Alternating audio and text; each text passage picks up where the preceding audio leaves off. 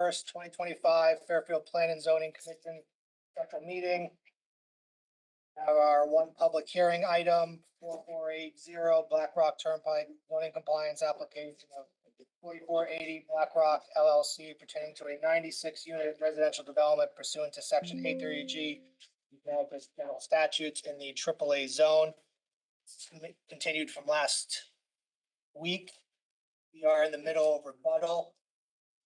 Finished up with the initial presentation and public comments last time. So we will finish up with rebuttal. Then we will close the hearing and will be subject to our determination, not tonight, but at a later date. All right. Good evening, Counselor. How are you? Good evening. Not bad. Yourself? Thank you. Just give me a moment. I want to hand these out to you. It's our final supplement to you. Thank you. Yes, welcome.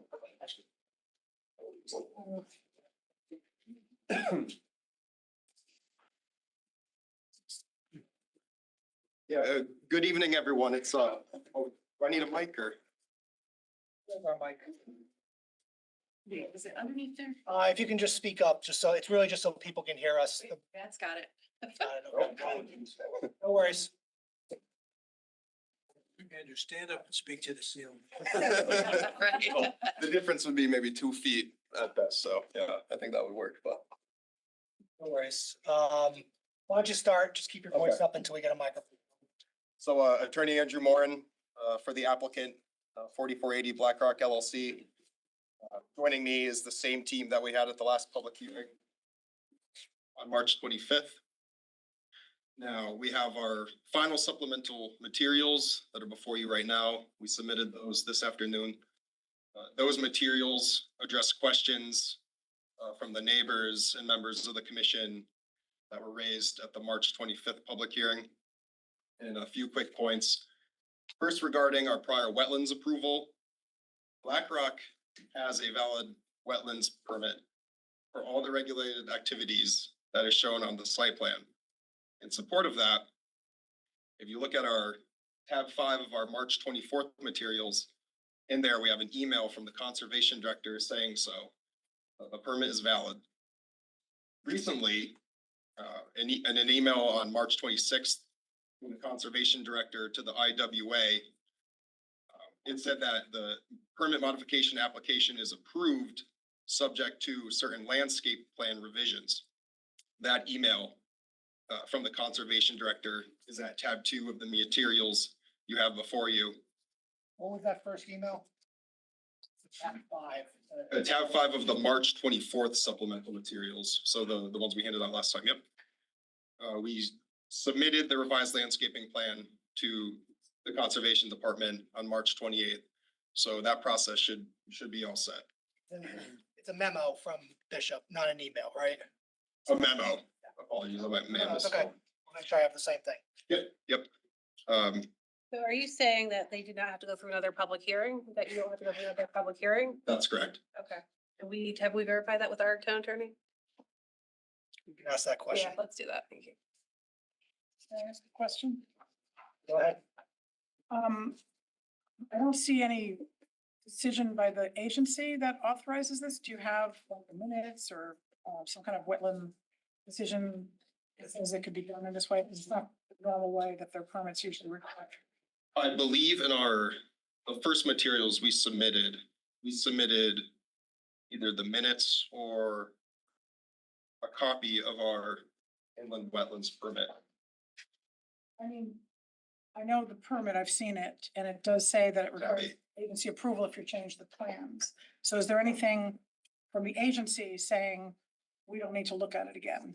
We can let our staff look at it. Is there anything from the agency that says that? Yes, bear with me.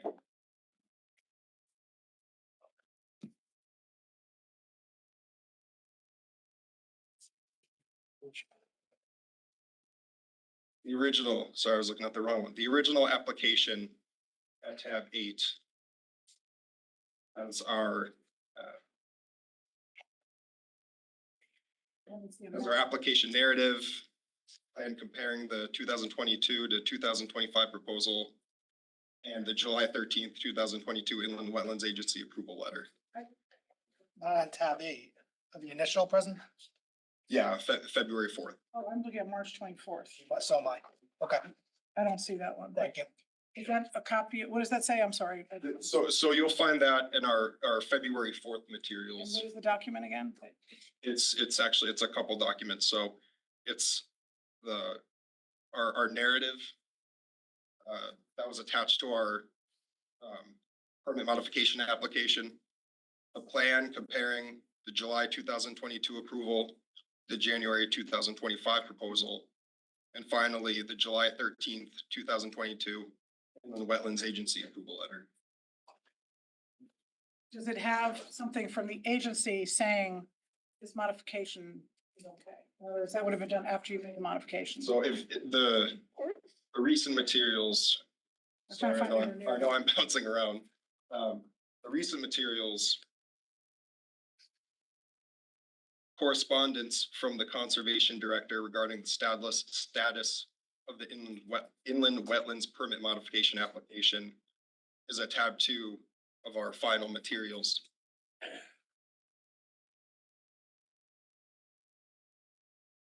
Right? Thank you. Yep. At the last public hearing, we heard a lot of comments from the public about neighborhood character and the fact that the development was out of or inconsistent with the neighborhood character. And I just wanted to touch on an important point. In 2021, Connecticut State Legislature, by Public Act 21-29, actually eliminated neighborhood character from serving as a general zoning criterion. But importantly, consistency with neighborhood character has never been a criterion to evaluate a Section 8-30G application. We examine health and safety considerations. Real briefly on the guest suites. We want to emphasize that it is an amenity for the residents. They're not going to be advertised, available, or used like a public hotel room. However, if the commission does have concerns, the Section 8-30G standard is the commission is obligated to make reasonable changes to the plan, not deny the application. We like them. We like the guest suites. We like them to stay. We think they're a nice amenity, but that is the option. The option being to get rid of them or change them into units, whatever is feasible. Perhaps might be too small for units, but the storage space. But again, we really would Fair enough. ask I just against wanna that. understand. It's okay. Sure. How many were there, the guest? Just two. Two. Mr. Harrison. Thank you. Sorry, and I should have asked this at the last hearing. Well, the guest suites, I guess, how are they priced, given this is an 830G application? Is there any kind of discount for people who are, have issues with affordability, like how, or are they, market rate? Their market rate, and they're actually factored into our unit count. So, Well, she asked, I think, whether the amenity would cost the same throughout for all the unit holders. yeah, it would be a flat, a market rate. So if my unit is 830G, I would have to pay market rate for the guest suite if I have a guest coming in? Yes, Okay. yes. You asked, your point is, were the guest suites considered for the total number of affordable units? When we were calculating the 30% of the units You included, reserved as affordable, we included those guest suites. So 2 guest suites are counted as apartment units where people could live? so the For the purposes, purposes of computing the amount of affordable units. Oh, I never seen that before. you're being conservative. I wonder if that was, it may not have affected anything. It was 0.6 versus 0.8, but. Yeah. All right, so the affordability plan, we have agreed to the suggested revisions that the Director of Community and Economic Development put in a March 19th memo. Floor plans have been revised.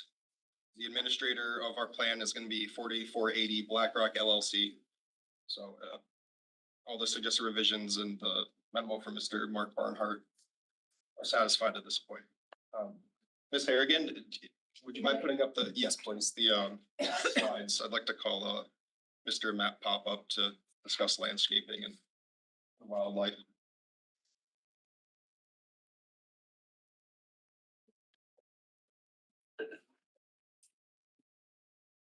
Good evening, Matthew Pop, Landscape Architect, Environmental Land Solutions, Norwalk.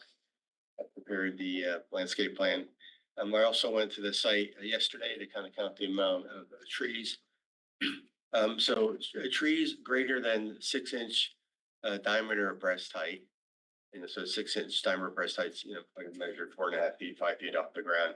There's approximately 144 trees that size.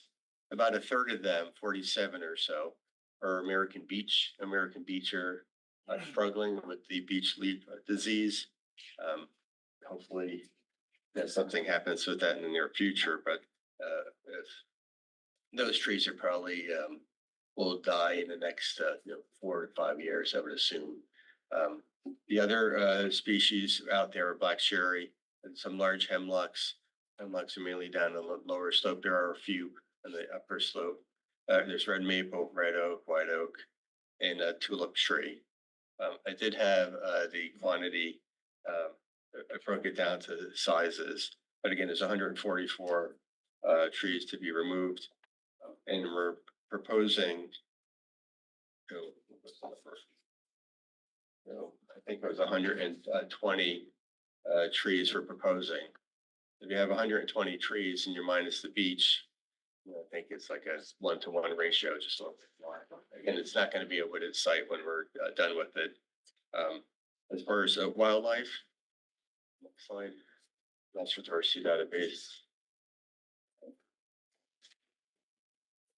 Next slide.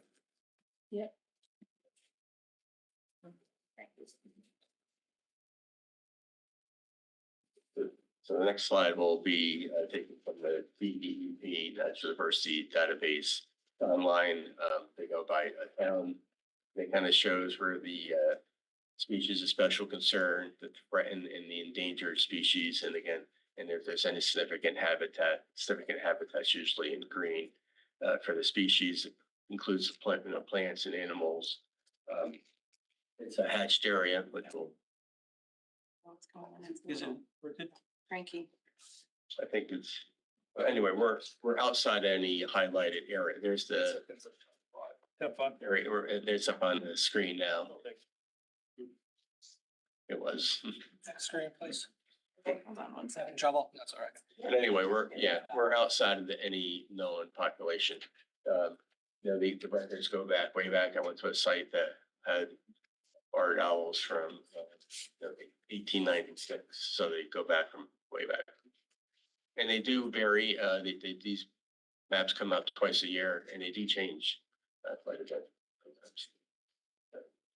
Any questions? I'd be happy to answer them. Commissioner Braun? So regarding the NDDB map, that's generally available on the DEV website. That's not a site-specific inquiry, correct? Correct. You wouldn't inquire unless you were within that area, because otherwise they'd be getting any applications. So they changed that. It used to be that you would just inquire if you were near it, but now, like, if you're outside of it, they don't really want to know, because you're going to get a record. You're going to get a letter back from them saying there's no impact. Well, I've seen those. We've had them done on pretty much all of our applications, especially big ones that are in a natural area. And I'm just going to note that on this map in the legend, it says this map is intended for use as a preliminary screening tool for conducting a natural diversity database review request. So this is between a couple of other areas. And have you done any other type of wildlife survey other than this map that you got from the DEP website? Based on my 2 site visits, like just kind of have a mental record. I did see, like yesterday, I kind of wrote down what I saw.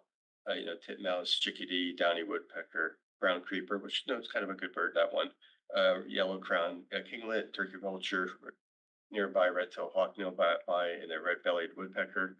In a site like this, what I would expect to find, if anything would pop up, maybe it's a box turtle. If it was a box turtle, there would be no sign of plan due before construction start. We know what. If there was box turtle, if I had to guess, if there was anything out there, that would be a species of special concern. It would be probably maybe a box turtle, and that would require no sign of plan before construction starts. A wildlife Person goes out to the site, walks the site to see if there's any box turtles, in your vicinity. The silt fence goes up before the trees come down. Then you walk the site. If you do find any box turtles, they get moved to the non-development side of the silt fence. So We did an application where there were box turtles. I think it was the skating rink for Sacred Heart. And I think the whole plan revolved around not disturbing the box turtles habitat, is my recollection is. But anyway, so then I looked at some of the neighbors' letters and, one of the neighbors had a copious list of wildlife that they had spotted in the vicinity. One was an American bald eagle. That is a threatened species on by our DEP. One was a leopard frog. That is a species of special concern by our DEP.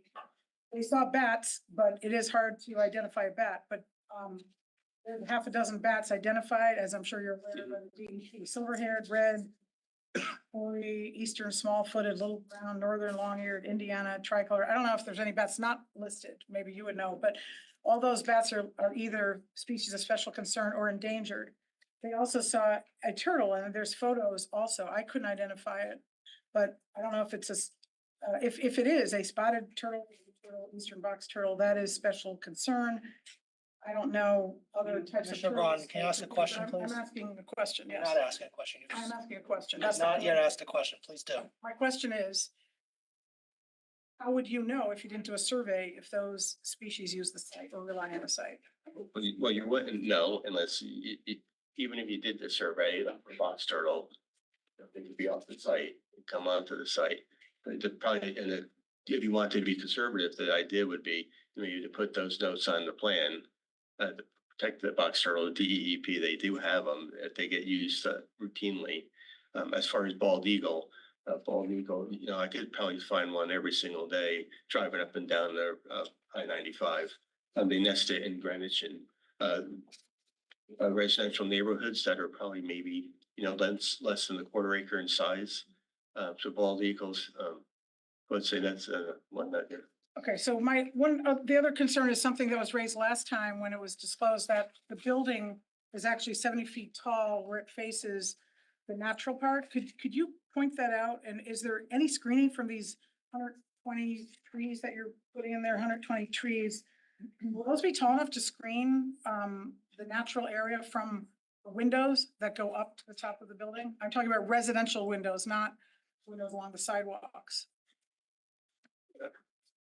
I guess they Would you don't- mind if we deferred that question to, we have, That's a big we have a concern surveyor about not just bird strike windows facing where the birds fly, but also the light that comes out of the windows and perhaps noise as well. Yeah, so the revisions to the landscaping plan, they wanted, had a lot of Norway spruce. I prefer those because they grow tall. They provide great habitat, evergreen habitat, and they want them to be changed or reduced by 50%. So I changed those to red cedars. Based on your comments, I probably would change them back because the Norway spruce grow taller. It's not a native plant. But again, they do grow taller and it would provide additional screening. We changed some of the ground cover to native species.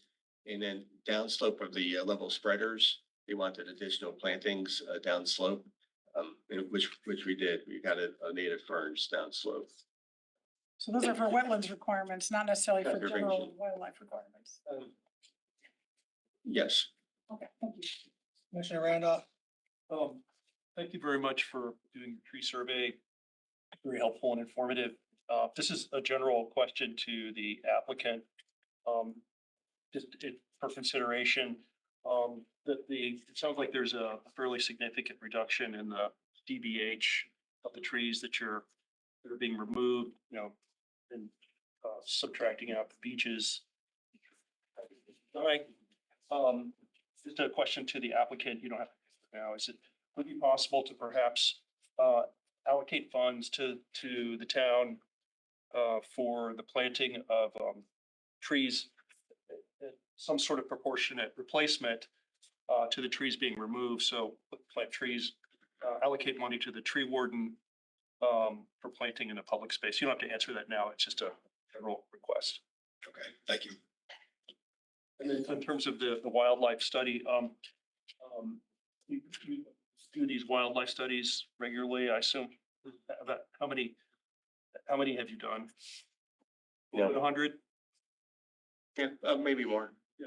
And did you use the same techniques in doing your wildlife study, habitat study you have on other projects?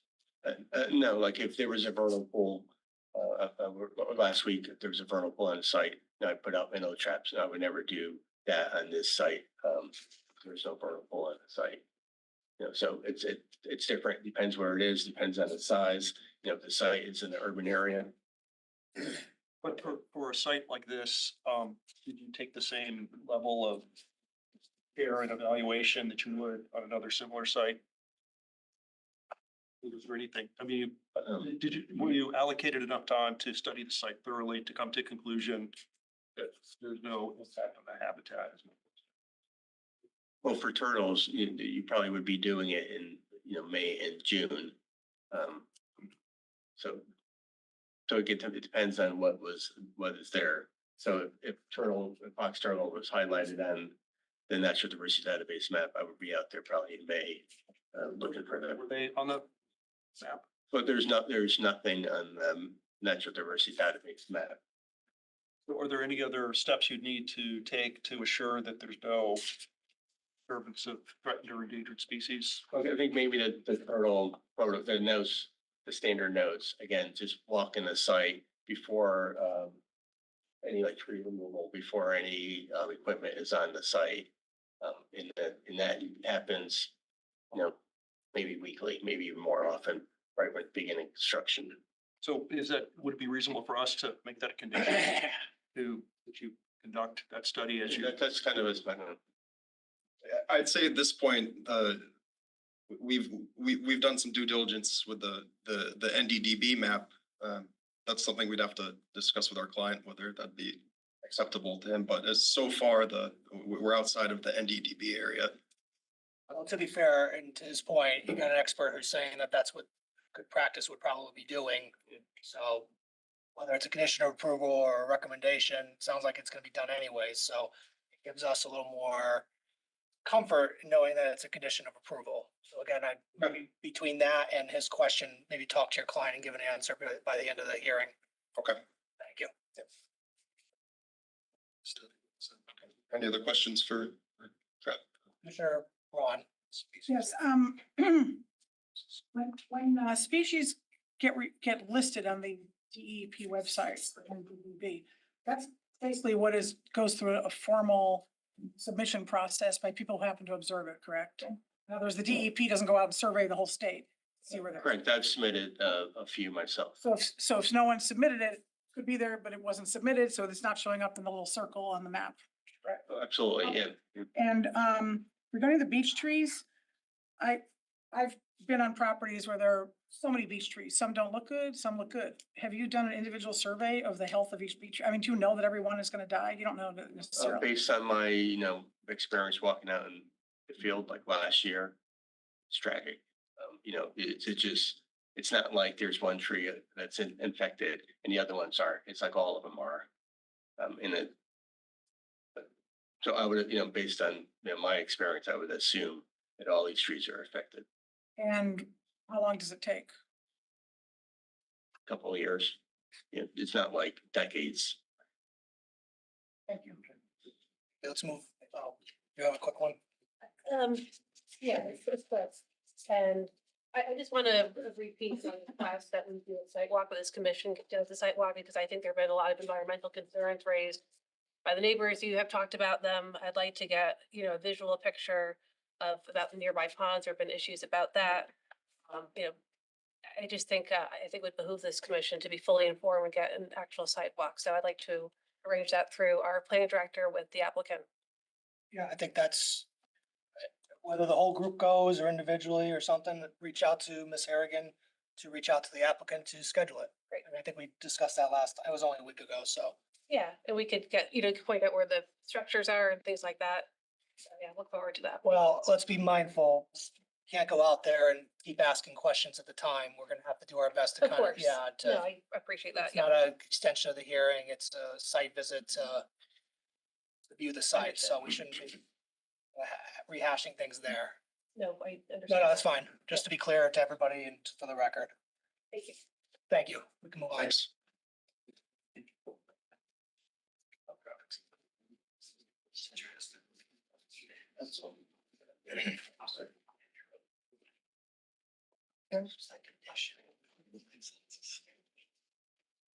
Good evening. For the record, Steve Cipolla, Senior Traffic Engineer with Hardesty in Hanover. We reviewed the comments both from the commission and the public. And I just want to reemphasize our traffic study from a traffic operation standpoint. We found that there was no changes in level of service and minimal to no increase in vehicle delay. So no traffic operations impact was found as part of the traffic study. The traffic study estimated 36 trips in the morning, 38 in the afternoon, which translates into one trip either in or out of the site every 1.5 minutes during the peak hour. The site traffic was based on the ITE trip generation handbook, which is industry standard. All traffic engineers use this book to estimate site traffic, as well as Connecticut DOT planning is a requirement for traffic engineers to use the ITE traffic data, and especially for residential developments. When they do their review, they require us to provide site traffic estimates based on ITE trip rates. One of the there was a comment from a neighbor about that our traffic data was from 2021. I just wanted to clarify the traffic counts, the traffic volumes used in the traffic analysis was conducted in October of 2024. There was no counts conducted in 2021. Our tranche data was collected between 2021 and 2023, which is the latest 3 years available at the time of the study. Based on our review and review of other people in the industry, there has not been any identifiable, there's been no evidence of tranche rates being lowered during COVID.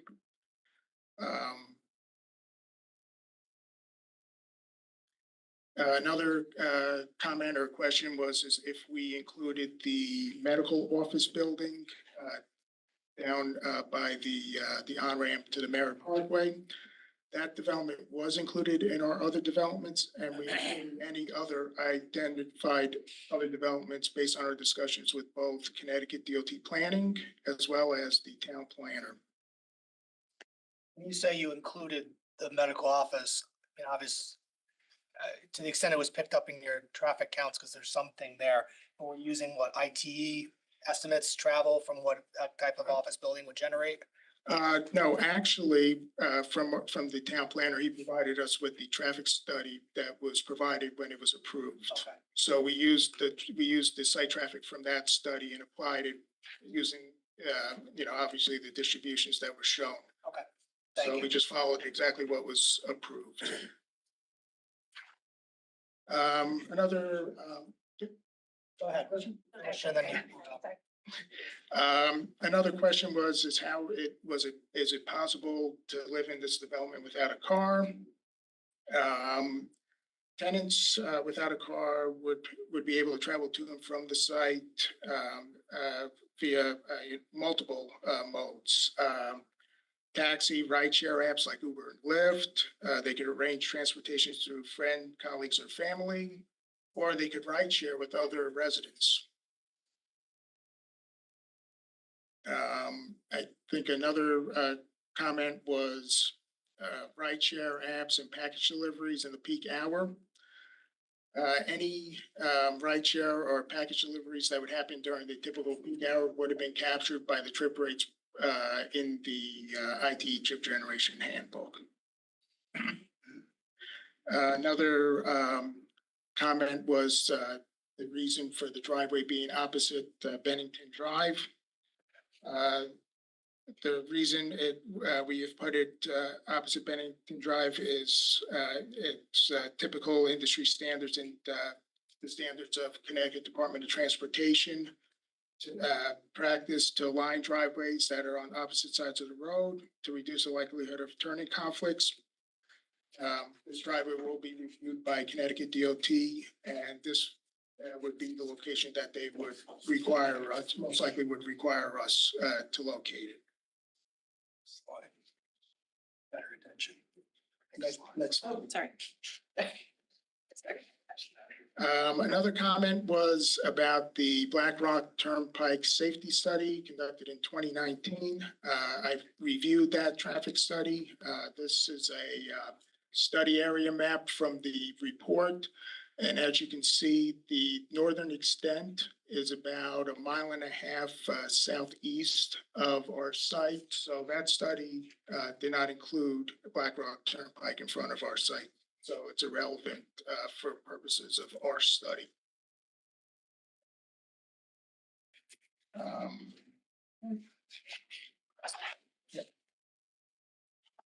Finally, 2 residents testified they were involved in crashes on Black Rock Turnpike in or around 2024, which were dates were greater than the crash data that we collected. Unfortunately, they did not provide any details, so we were not able to evaluate. But in any event, 2 isolated incidents do not amount to a trend or safety conclusion about our traffic study. Therefore, the traffic report's conclusion that the development can be built and operated safely is accordingly unaffected by that. If there's any questions? Commissioner Harrison? Yeah, I think Yes. when you did your traffic study, did you incorporate any would-be applications before the commission that the town planner may have mentioned to you? 4180 Black Rock Turnpike and also an application that will be before us on Congress Street? Look up that address. At the time of our traffic study, which was in October, there was no application for, is it 41? Yeah. 4180 and 1477 Congress Street. And Congress Street, there was no application at the time when we finalized our traffic study, no. In any subsequent conversations you had with the planner, did you guys think to do something else just to think about what those could do with the traffic in that area? Those applications weren't on record, and the planner was unaware at the time when we were putting together the traffic study and finalizing. No, I understand. I was just thinking since then, maybe. Yeah, typically with traffic studies, most likely that application came after our application. So I would assume in their traffic study, our findings for our development should be included in that, and they would study the impacts. But you didn't study those impacts, right? No, there was no application at the time that we finalized our study. Commissioner Braun? So actually, there's 3 applications. There's 4221 Black Rock Turnpike, that is 204 units. That's pending before us now. That's been in the works for several years. We've been hearing about it. So it was known at town hall that that was coming down the pike. That was cited to be maybe 150 units. Now it's 204 units. And then one at 1477 Congress Street for about 39 units, and 4180, which Commissioner Harrison mentioned, is an expansion of the parking lot at the Hi Ho. That's been going on for a while too. So none of those were considered in your study. Yes, we spoke with the town planner about the Hi Ho parking expansion. However, there was no, based on our discussions with the town planner, there was no proposal for building expansion or expansion in, number of seats. So if we can't base an increase in traffic on an increase in parking spaces, if there's not going to be an increase in capacity or the size, maybe there might be some slight additional traffic, which would be included in our background growth. As far as, I always look at number of bedrooms when I try to figure out how many cars might be going around. So there's 96 units. I think if you include bedrooms for the two bedroom units and the dens, there could be as many as 140 or more people living there. So I would expect much more than 36 people to be going in and out. And if it's not their own car, obviously Uber or somebody, but it's just hard to believe that, ITE, which is a generalized, again, self-reporting type of database, kind of like NDDB. If somebody doesn't report it, it doesn't go in there. Probably no one reported it from Fairfield. Who's going to drive a car north of the Parkway?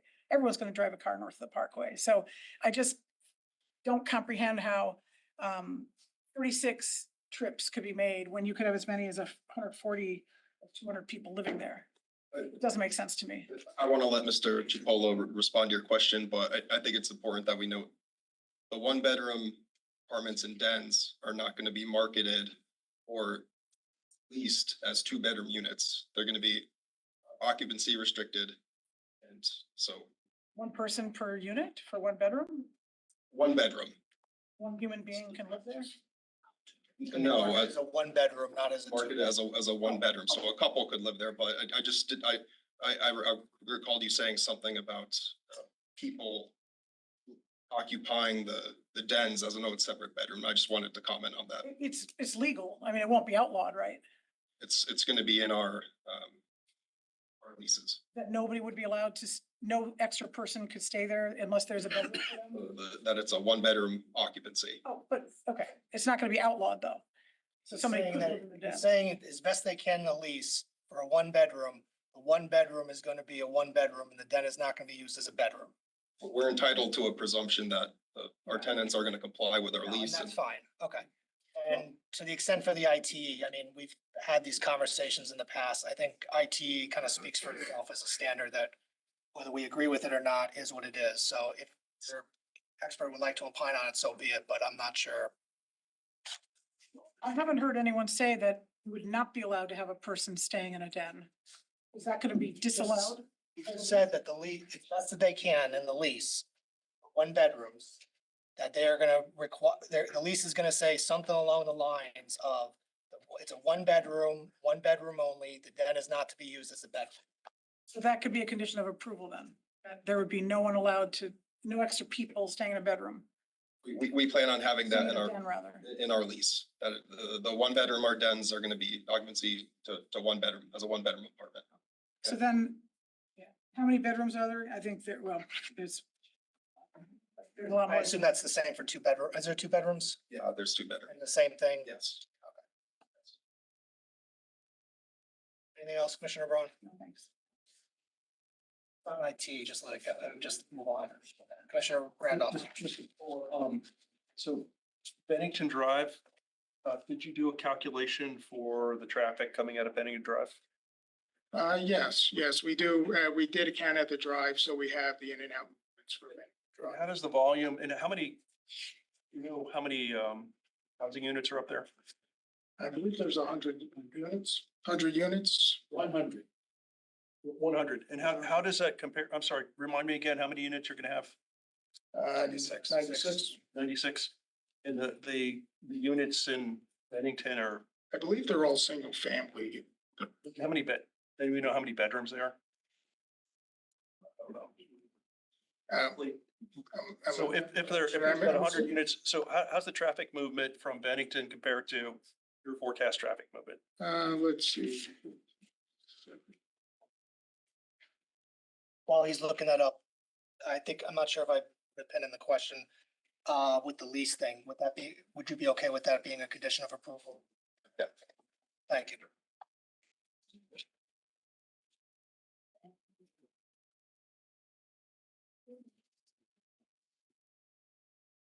And while Mr. Chipol's looking that up too, just to circle back to something, we would be comfortable with that as a approval condition, the language about the turtles added to our. Surveying wildlife in the way that was described Yes.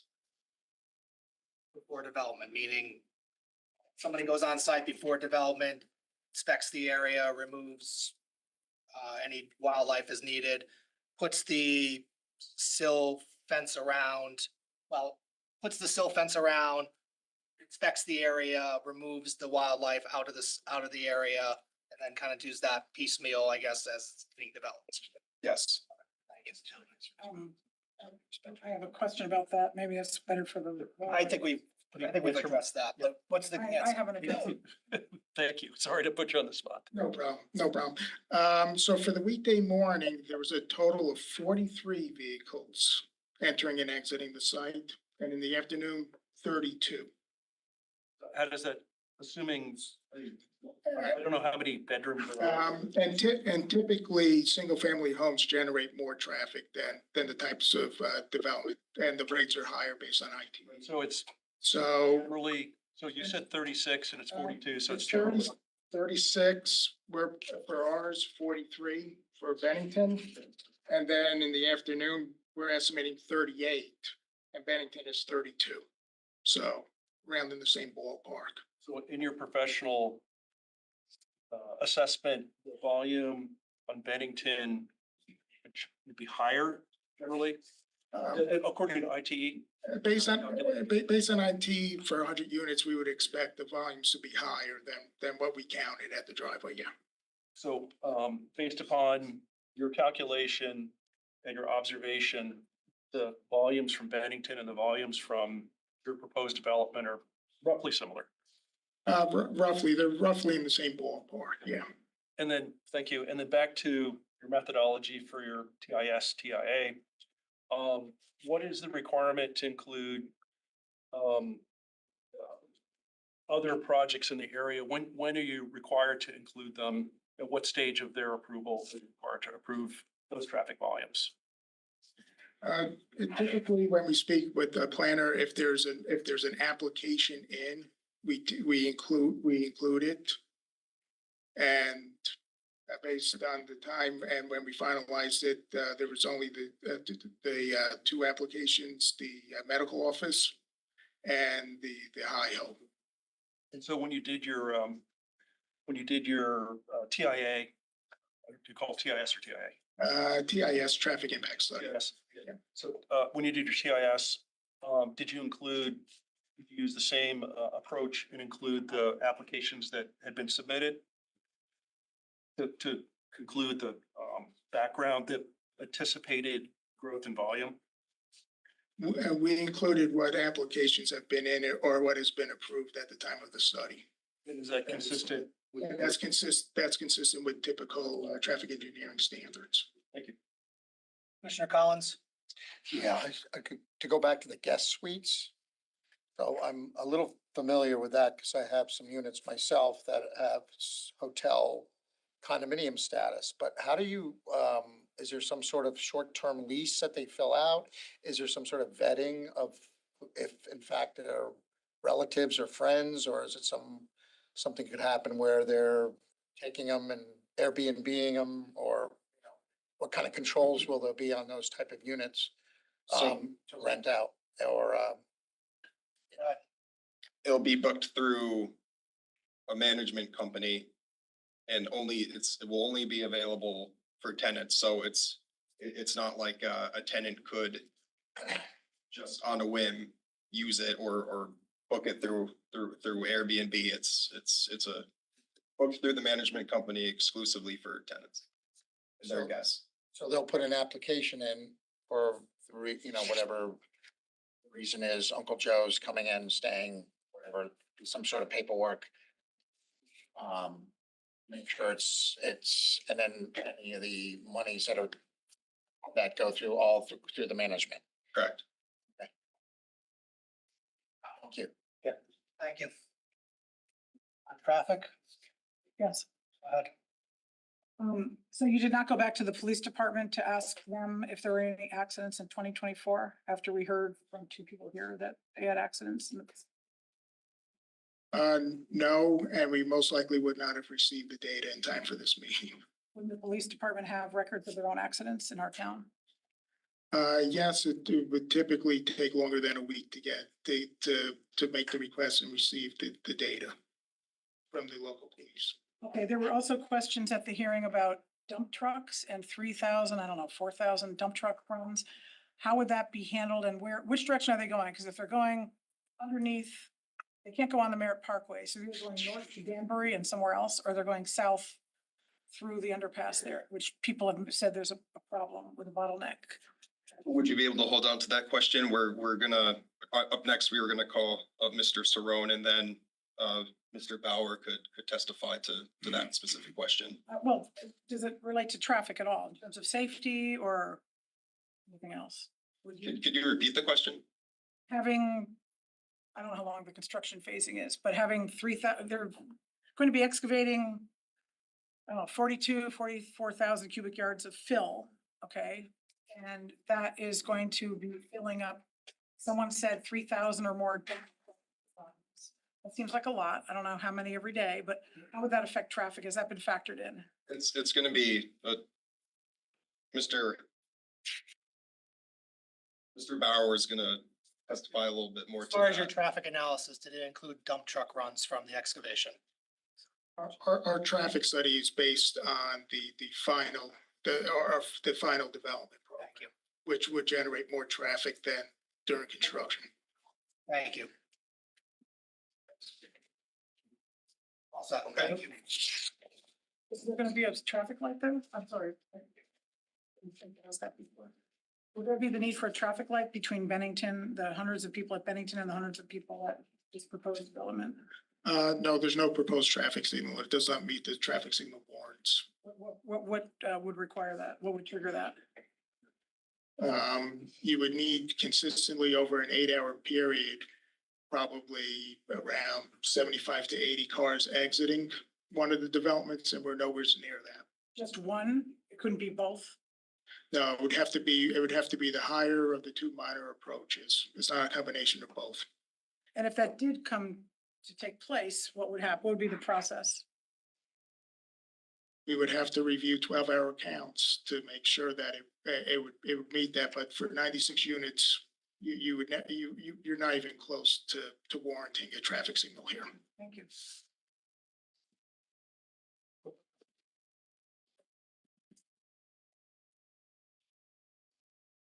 Sarah, if you could do the next slide, please. Good evening, everyone. I just have a couple of quick comments in response to some of the items that came up last time. One of the requests was the height of the building off of Black Rock Turnpike. As you know, the heights of the building are 58'11" and 66.5 off of average grade, which is what the zoning requires. But building number 1 off of Black Rock Turnpike at the driveway. So you can just hold that for a second. Building number 1 off of Black Rock Turnpike at the driveway entrance is 99.01 to the top of the mansard.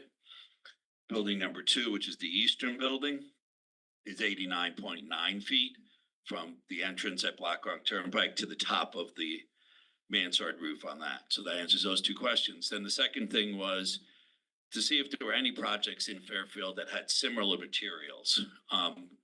We didn't design our project to match any other project, but we've taken a few photographs of a few projects that had either similar mass or some similar material. So this is recently completed, I think only occupied a couple of months ago, right by the entrance to I-95 by Sacred, to the Merritt Parkway by where Sacred Heart is. It's adjacent to Sacred Heart's soccer field there. And this is a bigger building than ours, but as you can see, it has similar materials in that it has a brick facade and it has kind of a rhythm of brick and then some siding and then brick with parking underneath. Next slide, please. This really, the purpose of this is just to show you another project that's got somewhat mass. This is a much, much larger building than our building. But as you can see, this is 6 stories of parking with 5 stories of residential adjacent to it, where the colors change there about 2/3 over to the right. That's all parking, that 6-story building. One more slide, please. This is a similar project in that it's clapboard siding, so it's very similar, right? Clapboard siding brick, These are smaller units. This is a townhouse project on Sherman Street. So I think those were the only architectural questions. That project's about 15 years old. Commissioner Braun. I just want to clarify height. You weren't saying that a building proposed here is 89 feet. Did I hear you wrong? You did hear me wrong. The buildings are 66. The buildings are, I got you the exact numbers. The building number 1 is 58'11" and building number 2 is 66 feet 5 inches. That's the average height. That's not the maximum height. That's the height off of the average grade. So I have a question. This is the landscape plan. Could you point out which building angle has the 70-foot tall from ground to top wall? So I will point And I'm out. looking at your handout, tab number Yeah, 4. so I'm gonna use this screen over Tab number here. 4 on today's. Right, so, Okay, there you go. so the high point of this building is right here. Right, so the high point of the two buildings basically faces each other. The low points of the building are around the perimeter. Again, our height is measured off the average grade. So were you looking out towards the wetland, for example? Right here, Yep. And also toward, where's the back? The back is towards the top of the screen? well, I don't know what you want to call the back. I mean, you know, there's driveways that enter the building here and here, as well as along this side here. This is, you know, kind of our entrance to the buildings are here and here. So really the high point again is in this courtyard area over here. That's the highest part of the building. And the back of the building facing where all the ponds are off-site, This area, well, that's to the left. I don't know what you call it, what direction it is. this side here. Yeah, facing the far end, the top of the screen. Yeah, so if you, Emily, can you go back one slide? So this is what you would see from there. And where? You basically see it as a 4-story building. What is the vantage point here? Where are you standing here? Can we just go back to the landscape plan? So the vantage point is up here. So you're standing out Top of the sort hill. of where Hemlock Reservoir is. You're standing on the top of the hill, correct? Right. And the lowest part is to the right where the wetland is? Bottom right. This part here is the lowest part of the site, correct? It's the And there's Black Rock Turnpike slopes from there to this, to the left. And there is a grade going down. I see, it looks like there's a grade going down to the wetland from that corner of that building. Yeah, the grade slopes from here down for sure. So, and what's the height of the building in that corner there facing the We wetland? didn't do the corner. We did it from the driveway, which is basically kind of across the front, about the average. So from this point here to the top of that building is 89 feet. I don't know. Well, I'm sorry, 89 feet above grade? No, Okay. I don't have the answer exactly because grade varies around the whole building. So again, we measured off of average grade. Off of average grade, it's the two numbers that I gave you. So my question has to do with wildlife and light. I understand. Right. Can trees be planted that will cover that, and where would they be planted?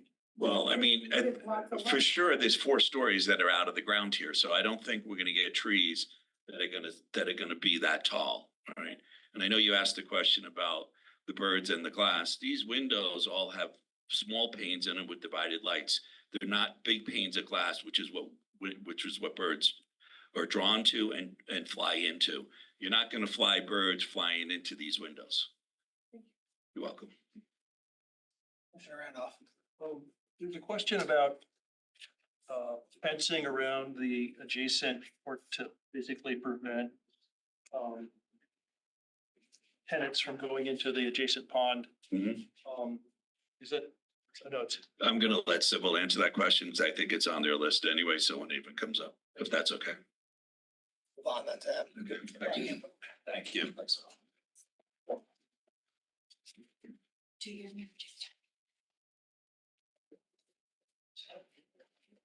Hi, good evening, Commissioners. My name is Ava Bauer. I'm a professional engineer with Crucidis Engineering, here based here in Fairfield. And just wanted to go over a couple quick items, particularly in regard to the excavation and sediment erosion controls.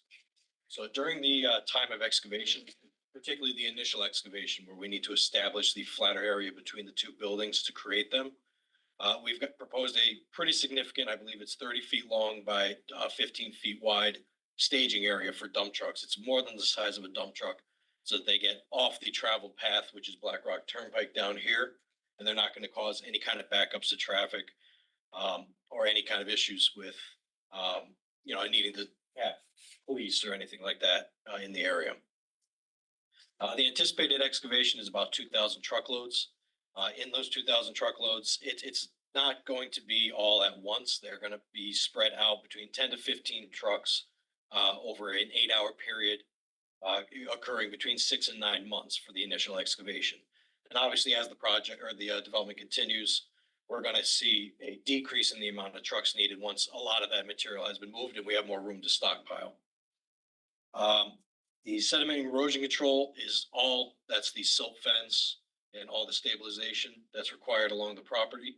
Any destabilized surfaces, that's all to be implemented immediately once those surfaces have been established. And the silt fence has to go in before any construction activity has taken place, before a shovel goes into the ground. Would you mind going to the next slide, please?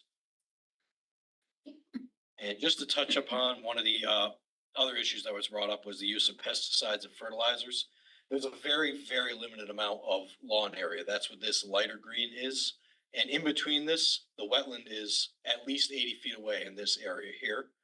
So it's got a lot of area for any kind of, the minimal amount of fertilizers and pesticides that we would need would be dispersed through the soils and absorbed back into the ground before it got into the wetland, as well as all these orange shaded areas are no mow buffers, which create higher grasses that absorb even further, as well as the rain garden. And obviously any stormwater attenuation is going to come through our stormwater detention systems throughout the property. There is the concern that you had in regard to people coming onto our property from neighboring properties. Well, one of the big challenges to that is this pretty significant slope. The driveway that comes through here is 20-something feet lower than the building itself. So it's a pretty obvious area that nobody's going to be able to get up there. It's very obvious where the property lines are. And the easement that goes through this area is over here on the other side of the wetland. It comes from the east side of the wetland, whereas all of our development is on the west side of the wetland. So it's very, very clearly delineated where everyone's going to be traveling. So we don't anticipate any adverse trespass onto our property. I'm more than happy to answer any questions should you have. I see from plans, everything I've seen, you're not going anywhere near the driveways or the easements. Should be no impact on them at all. Correct. And yeah, and like I said, throughout this whole area, there's going to be a sediment basin to help mitigate any issues. Regarding the dump trucks, how many days a week, how many weeks? You said 6 to 9 months, 8 hours a day, but is that every day of the week? No, that would only be 5 days a week, Monday through Friday, excluding holidays. Do you expect dump truck runs 5 days a week for 6 to 9 months? Yeah, most likely 10 to 15 trucks a day at most, which equates to less than 2 an hour. And is that based on excavation that would be currently going on that day? You pile it up somewhere and then you gradually remove it? Yes, effectively, that's what would you mind going back one slide, Emmeline? Thank you. That's what the staging area is for, because obviously we're going to need to do a fair amount of earthwork in the beginning just to establish the driveway and the area between the buildings. So what this area is for is basically we would stockpile all the material here, load the trucks, and then the truck would leave. And then, in a half hour, another truck may come back, at which point that would get filled. So while somebody's working the excavator, somebody's bringing trucks 2 and 4. And which direction are they going on Black Rock Turnpike on Route 58? It depends where the material is going. Wherever there's a need, that's where the material will go. And could you just circle the area of excavation there, like sort of the outline of? Yeah, the bulk of the excavation is going to happen around the buildings. We've kept it as tight as we can. That's what this hashed area is, shows the greatest limit of disturbance, which that's what's going to be, that's what's going to be stabilized as soon as those grades have been established with plantings and hay matting. How much of that is within the regulated area of the wetlands?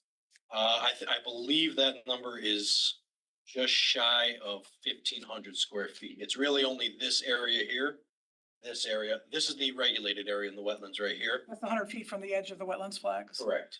This right here. And then, as I mentioned, the conservation easement area is this line here that we are proposing no disturbance inside of. I think last time you mentioned that you were not aware if any blasting would be needed. Have you done No. the subsurface geological survey? No, we don't believe any blasting is going to be needed. There were four test borings dug, all 50 feet deep, 2 of which are below the lowest point of any excavation for any of the buildings. And they've all been consistently sand and gravel. And then somebody mentioned that the sand is very silty, or the whatever your test borings showed is very fine silt. Is that what you discovered when you do the borings? I didn't conduct the borings myself, but upon analysis, they were mostly sand. There wasn't a large quantity of silt that was in any of these. But as I mentioned, They're gonna circle in.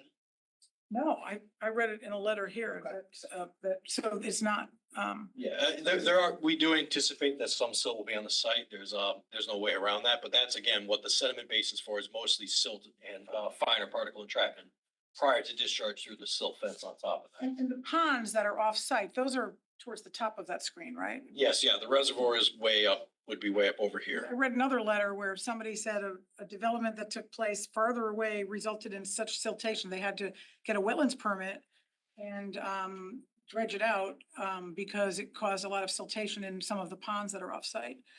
So I don't know exactly what happened with that Okay. development, but what I can say to ours is those sediment basins, what they're really meant to do is everything is directed in that direction. And they provide 3 feet of storage through a berm.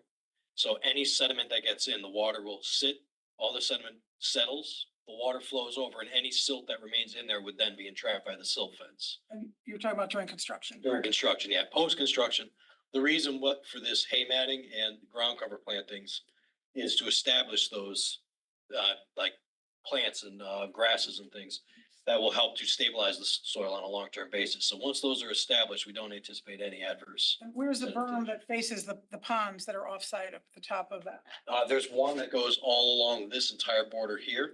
And then there's another one, sediment basin is the rain garden area that we're gonna use as a temporary during construction. When you build up a berm, you dig up the land next to it and build a pile of dirt, basically. Effectively, what we're doing is we're digging on one end and filling it on the other to create at minimum 3-foot high berm. And then at the end of the project, you flatten it out again? Yes, that'd be, kind of graded out into the final grades.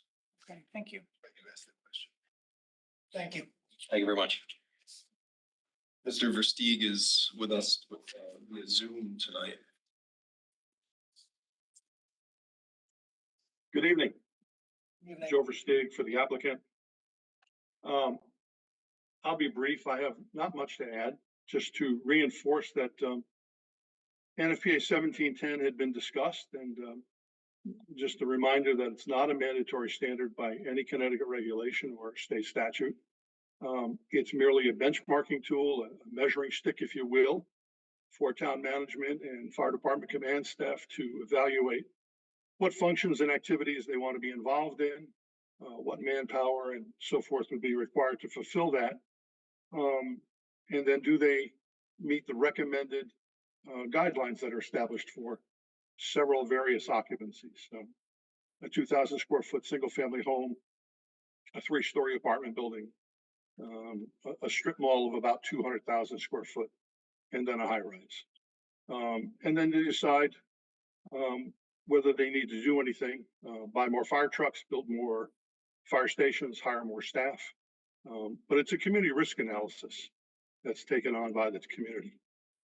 The unfortunate thing is a lot of times we tend to use cherry pick portions of NFPA 1710 to evaluate a particular property. And in a reality, if you're going to use the guideline as a guideline, as a measuring tool, you really have to evaluate all the scenarios that are available, and then any additional scenarios that are particular to your community. It's not right to just pick out one and say, aha, we got you. And some towns have explored the possibility of adopting this as a metric for the town. If that were the case, you wouldn't be approving anything over a 2,000 square foot single family home without a basement. Because your fire department with 17 members is at that level for the 2,000 square foot home. Thank That's you. all I have. If you have any questions, I'm happy to address them. Randolph. Mr. Versteeg, Jeff Randolph, does the design of this building and the access to this building differ significantly from other similar buildings?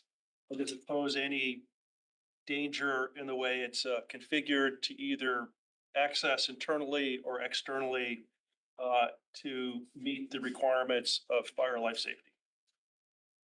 No, it does not. The building code and the fire safety code that are enforced by your municipal building official and municipal fire marshal Establish criteria for the construction of the building, the fire protection, safeguards that go in, the alarms, the sprinklers, the standpipes. The compartmentation within so that each dwelling unit within is separated from the adjoining dwelling unit by fire barriers. The two remote exit stairs, they're separately enclosed by 2-hour construction. So the codes take into account the health, welfare, and safety of the occupants during a fire emergency or similar emergencies.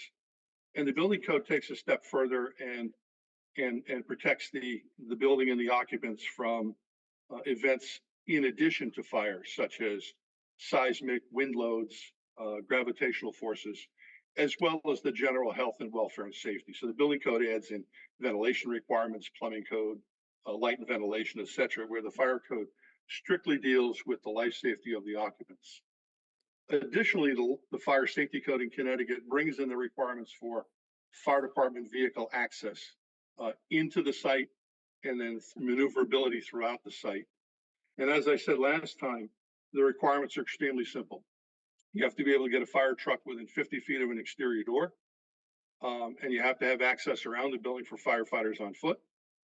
And there's a number of requirements that go along with, getting the fire truck in and maneuverability, such as turning radius and fire lane road width of 20 feet and making sure that the roadway will hold up the truck.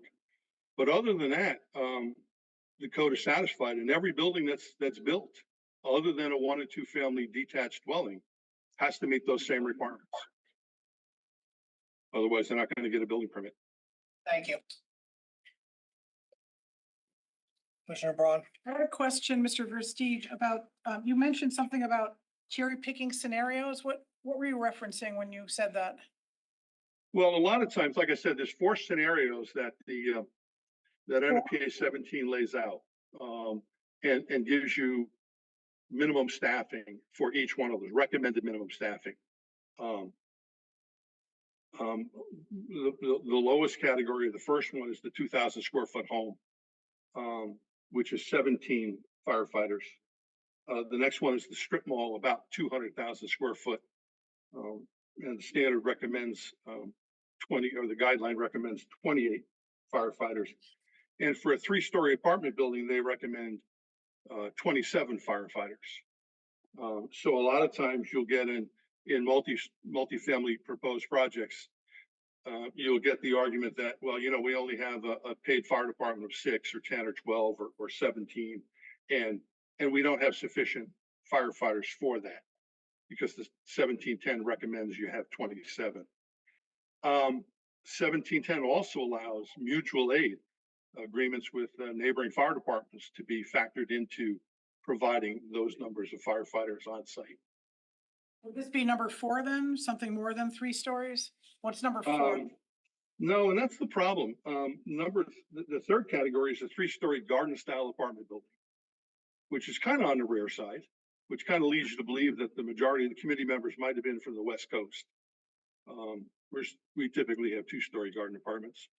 And then it transitions and takes the leap into, and here's what you need for a high rise. And certainly we're not a high rise. So what do you do between the 2 and 3-story building and the non-high rise? How do you interpolate those numbers? The standard gives you no guidance for that. What is the number required for number 4, category number 4, the high rise? 43. So for a 4-story, I guess? You No. just said this is not a high rise. Right, it's not a high rise, so you'd have to interpolate, and the document gives you no guidance. So how would you interpolate that related to this development? I wouldn't venture a guess. Thank you. And don't forget, the effectiveness of automatic sprinklers in residential occupancies today.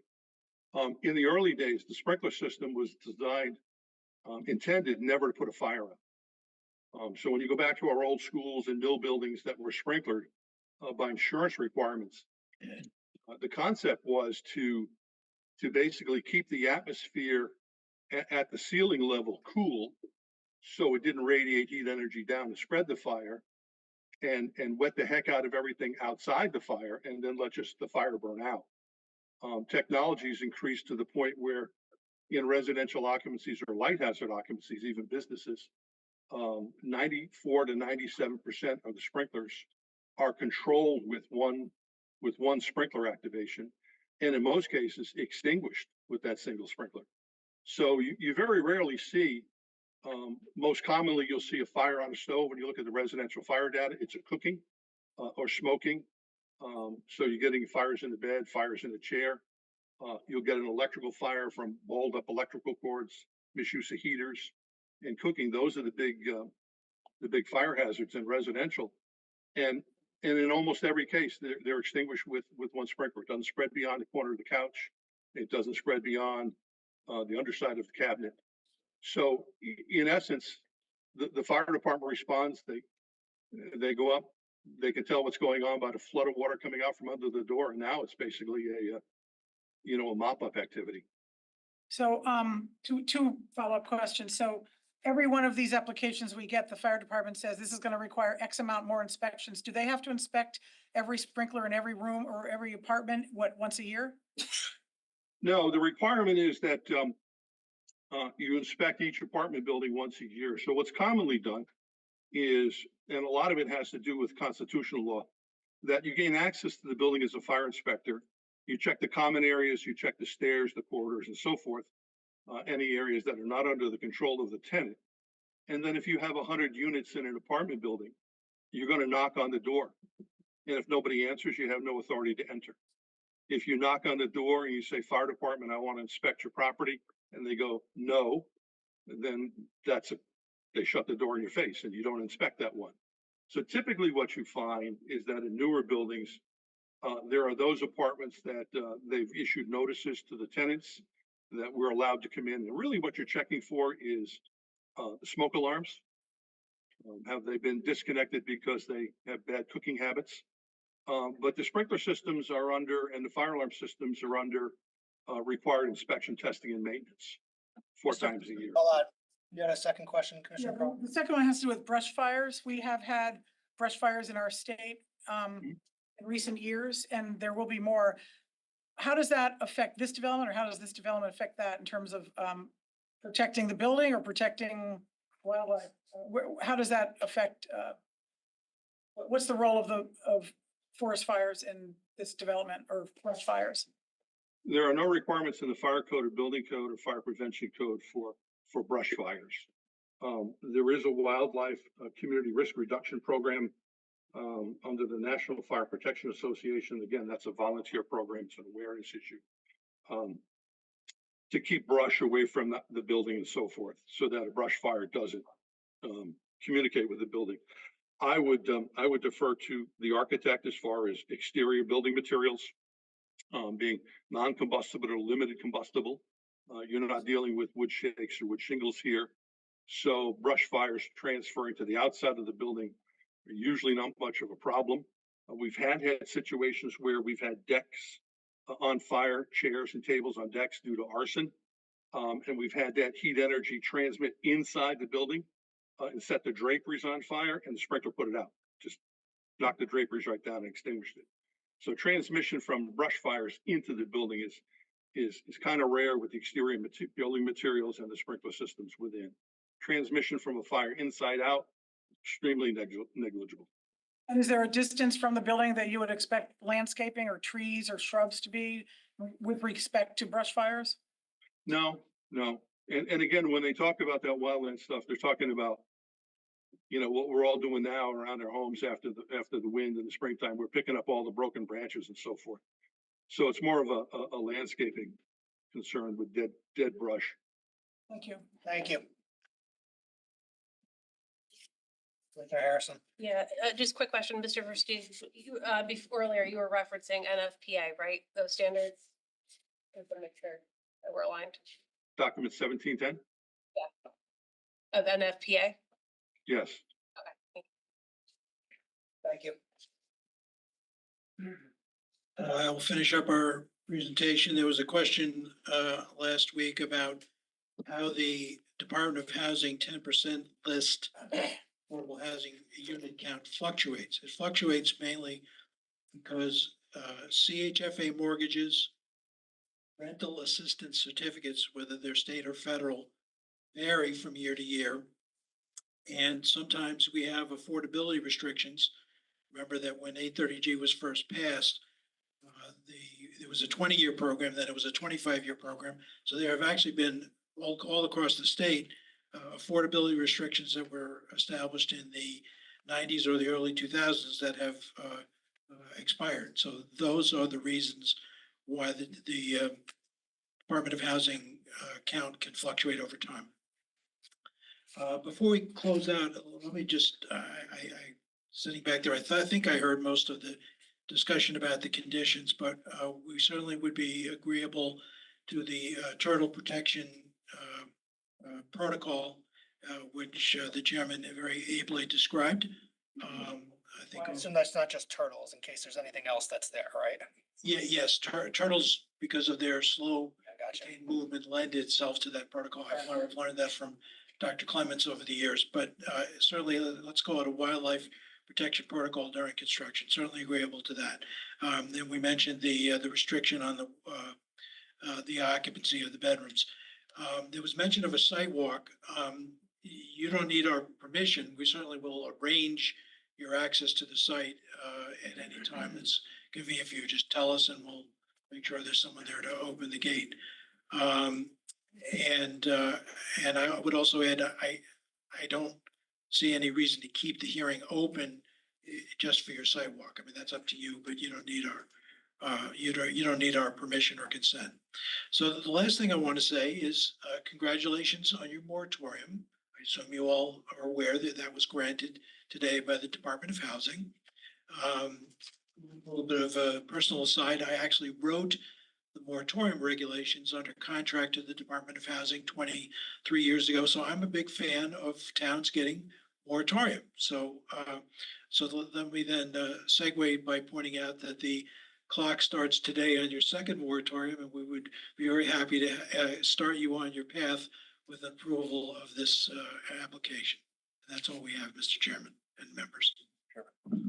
Final quick questions, I hope. Yeah, so one of the requests was the replacement in kind of the trees, that you would consider that. Can you, I can't hear you, I'm One of sorry. the questions was replacement in kind of the trees being removed, accepting the birches that were diseased. Beaches, The replacement in kind, yes. proportionate to the DBH of the trees being removed, accepting the beech trees which are diseased. I'm sorry. I'm not sure where you're, so I would ask you, not making that a condition, but asking if you would consider funding the planting of replacement trees across the town to replace those trees that are being removed from the tree campaign. So I would say we would accept that recommendation, and if you want to formalize it, we would be willing to work with the Conservation Department and the tree warden on where that will best screen, shade, protect wildlife. Yes. Very much appreciate your consideration of that. So you want, as you know, a recommendation of approval. though. Yes, Um, unless you want to make it a condition. I think recommendation's a better course of action. This is not this project, but as an aside, I communicated to Commissioner Randolph before we started today that you posed a recommendation of a pedestrian study to McKinley School on the Tungus application that has been provided to the town. And if anyone wants a copy, let me know. Thank you. I'm sorry, did that have to do with this application or? No, sound. Okay. His point, I guess, is, Recommendation about the. his office is adhering to recommendations of approval. No, they're not required. So if you want. Mr. Harrison. Yeah. Okay, got it. Commissioner Harrison. Okay, sorry. Really quickly, I had made this point last time that this is pretty far removed from a grocery store, 2.2 miles from the nearest grocery store. And one can assume, probably safely assume that people have limited resources if they're living in affordable housing. Would you take as a condition of approval to have some kind of transport to the grocery store? We have experimented, or I should say, a client of mine has experimented with that in Norwalk. Microphone, please, sorry. A client of mine has experimented with that in west part of Norwalk. The demand was so infrequent and capricious that it was almost impossible to keep somebody ready to do that.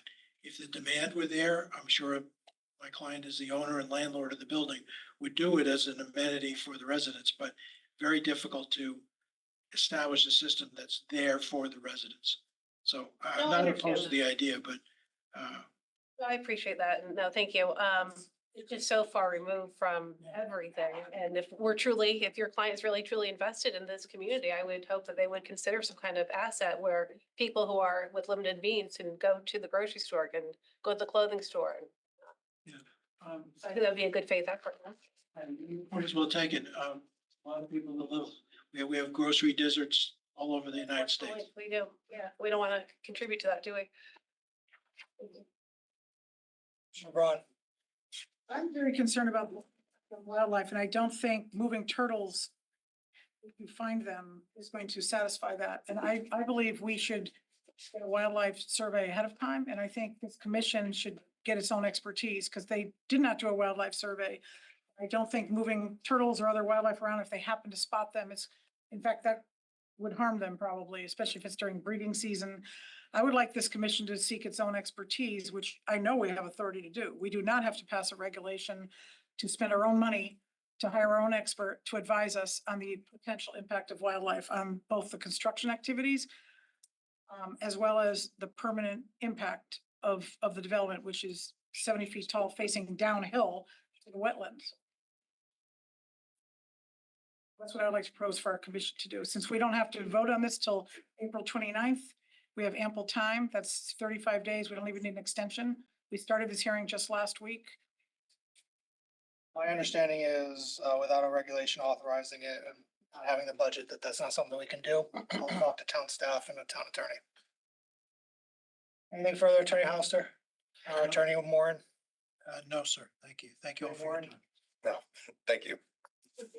All right, I will close the public hearing on this application. Subject to getting a legal opinion. Subject to it, sure, but we'll see, we'll have to see what it is. Well, if we 'Cause get our- I mean, Ms. Survey. Harrigan, Yes. as far as, my understanding is for getting our own experts at this point, without a regulation authorizing us or having the ability to do so, we don't have the authority to do so. That's correct. In the That's not wetlands, correct. they are able to utilize an expert because they have that within their regulations and they're in the wetlands regulations. We can get an expert if we want to spend our own money. We have to have a regulation to charge them. We can get our own expert. We have our own Do experts we on, have the budget for We have that? no budget for that. then we can request it. Not at this point, Yes, we can. halfway through the budget here. So, I mean, listen, I'm gonna close it, not even subject to it, because that's my understanding of it. We've had this conversation several times. I don't know what else to say at this point, so I'm just gonna close the hearing. So, thank you very much.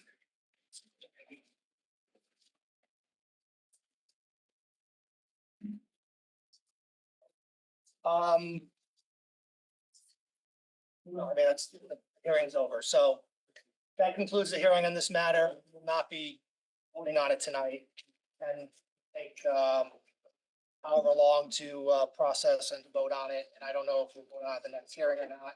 The next item, which everybody is free to stay on, is our discussion of our, POCD, Plan of Conservation and Development. But this matter, just 480 Black Rock Turnpike is over, so let's just take a 5-minute break.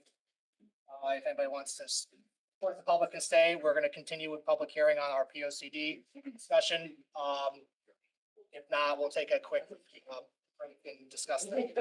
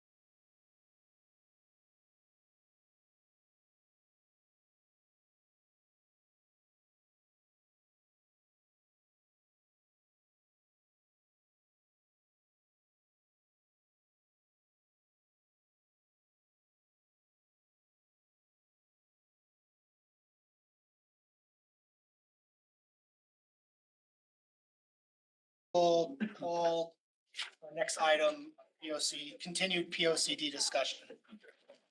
And we left off. Yes, thank you. So, as I said, let's. When I get to their spots, no worries, no worries.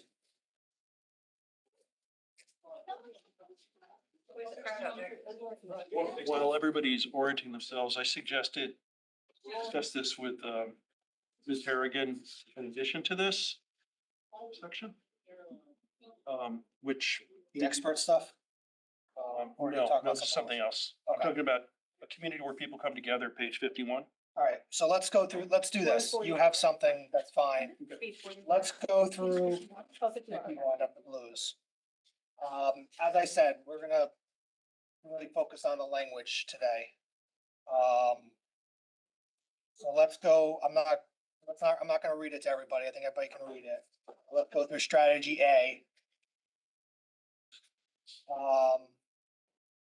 What page are we on? 51, Is that back, open space? community where people Oh, come sorry, I'm together. on, Tommy, what page? Blue page. I'm on this version. Tell if that was This is joking. or the, not. sorry, to make you get up, the February 2024. So just scroll down to the page at the bottom. This is But you the have to look August, at- you have to look- August draft, right? Page number at the bottom of the page, No, not. February would be. No, August, you need. Oh, to be it in is August. draft, Yep. Yes. Okay, where did I get February from? Came before August. I don't know. No. Well, We're working on, The So August we're starting draft on is the most current. 45? oh, 51. 51.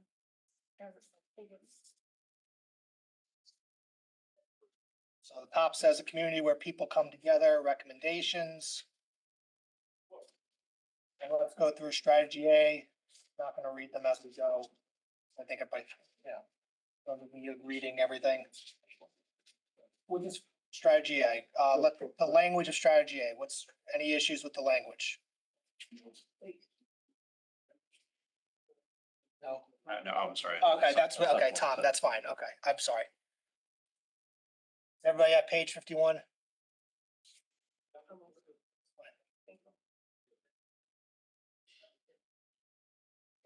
I think it should incorporate some of the Hold on, vision. hold on.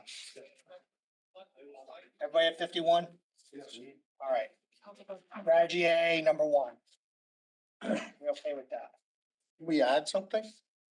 Why don't we go through 1 through 8? And if anybody wants to add something, we can add something, but I just want to get, these are pretty short. Let's look through 1 through 8, read them to yourselves and see if you have any issues with any one of them. We'll go through it. I think this is pretty, this is pretty in line with the master plan from Parks and Rec, right? Yeah. I would, yes.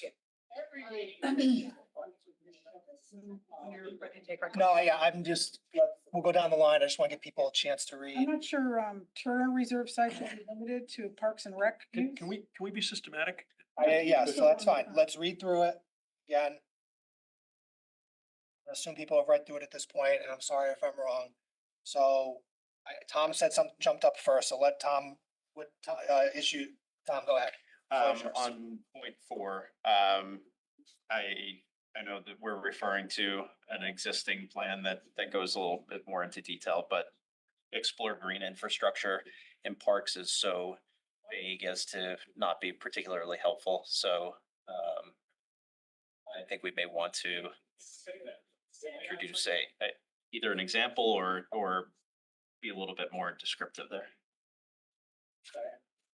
Any thoughts on that? I think, so for green infrastructure, obviously if we have a park site where for whatever reason, there's been an identified need to expand parking spaces, that would be something where you could maybe, instead of doing like a Coltech system, do a low impact design proposal like a rain garden or something to address, the water quality and the runoff considerations for that. It might be something too where you would consider pervious pavement instead of standard asphalt. So I I guess don't the know if question we is this, wanna- do we feel like saying green infrastructure is too vague? Or is it, I guess, the generalness that sometimes we're hitting on? To me, it's like, to me, it's engineered systems and water systems, right? Is Right. that how we're defining it? Yeah, it's just more. Instead of like a gray system, you're doing a green system. Yeah. Okay. So when you say green system, it's kind of a term of art, Yes. Should it Yeah. maybe be capitalized? Yeah, that's what I'm Clarify. thinking. or just quotation marks? I have, Green systems. When I initially saw green, I meant thinking something else at first. Is quotation mark sufficient, you think, in your mind? Or I could capitalize it. It's up to you guys. Green, I don't care. I think it does the same thing. That's. We care? I have, I have a question about the Parks and Rec master plan, because I've. No, well, we're focusing on the language today. So Which one are we on? Number one? number A1? 4, I would say just, I mean, quotation marks make sense to me, but I don't care. Quotation marks are, Fine. What, for green infrastructure? yes. And that'll be defined somewhere else. Well, I think it's a term, as Ms. Harrigan said, it's kind of a term of art, and we just have to identify it as a I term of agree, art. that makes sense. I think it should be, I'm sorry, not to be nitpicky, but I think it should be capitalized as. That's fine. We can do both. That's fine. Number 8, I've got a similar Hold on, comment. hold on, hold on. We're gonna go in order. I'm gonna do I'm gonna keep this as ordered as I can, so I apologize if I step on people's toes, but it's gonna happen today, so. Anything else, Tom? I'm good on that one. Jeff jumped up next. Jeff, go ahead. Do we need, or go numerically through this? I don't know, Okay. I'm Number- calling strategy A to order. Yeah, number 8, I've got a similar comment. If we could be more specific referencing a standard, that would be helpful. I don't want to be more specific because we don't have the manual written yet. Refer to the plumbing manual, Sure. just so readers would know what we're talking What about. manual are we talking about? The Rep Parks and Recreation Manual? No, Okay, complete manual. streets. So we just don't, Corner visibility standards. do we and- want to say per town requirements? Okay, Or the ordinance? for the complete streets ordinance. Okay, why don't we do that? For master plan? No, this is not, yeah, this is a little bit out of place, but it's. All right, so the proposal is, don't worry, you're next. Identify new safety standards per complete streets ordinance. Is that what we're thinking about? That'll do it. Okay, do you want to leave Sarah, the that's- example in there or no? Sure. Okay, Probably don't need it after you say complete street ordinance, but I think that's fine. Is that can be everybody- added to the regulations that will advance the complete streets ordinance. Yeah, let's put it at the end. Is that fair? That Vision Zero, or whatever that was. We have Vision Zero? Yeah. Should we include that? I think I any of think those. we should save the Vision Zero for the transportation network part. Yeah. So make a note of that. Yep. Please, I'm sorry. That's okay. I'm gonna be a little demanding tonight too. Please. Tommy, can you see me? I got. Okay, I said, you don't mind, thank you. So I'm thinking just to add, build new athletic fields, ice rinks and courts. Cause you just fields, so vastly different from a sheet of ice as opposed, or a paddle tennis. You're on number 1. One, Sorry, yeah, just build new athletic, say again? athletic fields, rinks and courts. Tennis courts. Yeah, I think that's where he's going. That's fine with me if everybody's okay with that. As long as you're okay that that's going to be interpreted as pickleball as well. Well, to be fair, that's not an unfair comment that you You can made. put tennis in there instead, maybe. No, but anytime you put courts, that's gonna be I agree. so, and that's gonna be a problem for neighbors. We saw that already once. So You wanna put tennis, court? I don't, they're played on tennis courts now too. Mhm. What's that? Pickleball, they use tennis courts for pickleball. Right. Who stepped in it? Now, keep That's a in pickle. mind, though, any project, just like you've seen for the applications that come before you, if they're adding new infrastructure to a park, it's gonna come before you as an 8-24 review anyway. So you'll see it. So it's, even though we're adding general language here, the specific project will come before you as a board. I mean, I would leave fields, it's interpreted for courts probably. Maybe not called out, but what's the commission think? Add courts and add rinks at the least? Yes, please. Well, yeah, and can I ask a question? I'd like to see something in here about synergy with us and the universities, because we were supposed to have all kinds of use of that skating rink, and I haven't heard a word about it since, has it been built yet even? Oh, yeah. Oh, God, yeah. Oh, yeah. And then Does the town get to and use the it? answer is, I don't know, we have to go back, maybe that's something we can do. Another point is, I don't recall what the condition or the agreement was, because I know they're doing lessons there. And I don't know about open skate, and if maybe they are advertising it, and I'm just missing it, but that's something we need to look Well, I at. don't go to Wonderland of Ice. Oh, I always go to Wonderland, but I mean, But can we add something about? Wonderland raised their ice, their skate time too. Yeah. Anyway, let's, hold on, let's go one at a time. Build new athletic, you wanna say, the suggestion was facilities instead of fields? I like fields and I like rinks. facilities. Thoughts on that? Facilities covers courts. That's the point. Sounds like a though. building though, I mean, more or less, facility. I would say fields and rinks, but I mean, we'll leave it up to the commission. Fields, rinks and other facilities. Athletic sites. Fields, rinks and other facilities. I think all of those capture the intent. Yeah. Yeah, that's fine. So fields, rinks and other facilities. Okay. There you go. I like that. Okay. Anything else, Peter? No, I'm cool. If you don't mind, I'm gonna drop the commissioners and use first names if that's okay. Yeah, that's fine. Alexis? Yes, yes. I want to go back to two. Go ahead. If we could just add repair and update playgrounds and trying to think of a better artful way to say this, like make them ADA compliant. Repair and update playgrounds and bring them to all ADA compliance. Repair and update playgrounds, Adding ADA access and compliance.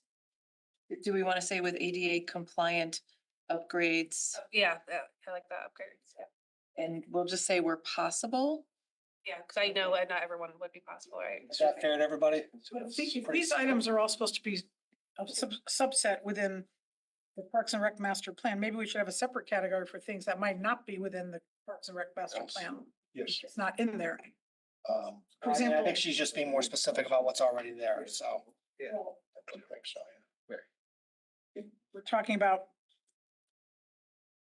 I would like to add something about exploring more sharing of fields with universities that the town could have access to. We prove everything the universities, need, and supposedly the town does have access, but that should perhaps be in here to explore expanding our use of those university fields. That goes, I think that goes to the use of fields, not like the development of the real estate that goes with it, so. Whether we have it or not at this point is kind of the. But it goes along with developing the fields and approving the fields that there should be. This is also as you say, Parks and Recs, Recreation Master Right, Plan. So I was thinking stuff, maybe so. that could be another category. Okay, well, that's fine. Anything else with strategy A? I have a question. So I know. If it's quick, Commissioner Kathy, if it's quick, that's fine, but I really want to focus on the language here. Right, I'm focusing on the language. Okay, we'll see about that. Go ahead. There is one part of the Parks and Rec plan that relates to the open space down by South Benson, where the few open space areas down there, where the Parks and Rec plan improperly categorizes it as Parks and Rec land, where it's really conservation land. And that is the space where they wanted to propose like a music theater or something, some kind of place where people can put on shows and concerts. And that, I believe, is incorrectly put in the Parks and Rec plan because that is conservation land. It's not Parks and Rec land. So I don't know how to carve that out of here, but that's one aspect of the Parks and Rec plan that I would not agree with because it shouldn't be in the Parks and Rec plan. Well, listen, I think anything that's built is gonna go through the regular process, and if they're wrong, they're wrong. It's not our plan. So, I don't know how I'm not sure what you're proposing with the language that we have here. Doing like an amphitheater, I understand, but what it's do on you, open I'm not sure space you're, land. Yeah. I don't know what we can do with that here. Point. I mean, you're not indicating a preference for that. So I think that speaks in and of itself. But to Commissioner Noonan's point, it's, you know, we can't redact their plan. But we can show, we can just not support specific items. We can prioritize the ones that we feel are more important in our plan. And de-emphasize, you know, maybe something in theirs, but I don't know that you wanna necessarily. So when we say advance the recommendations of Parks and Rec, that should be within our sort of authority. We should not have to advance all the recommendations equally. Is there a way of wording Well, that? that's why this is kind of vague. And keep in mind, specific projects would have to come before you. Okay, I don't know if there's language leading up to this that has more specifics, but Anything else with strategy A?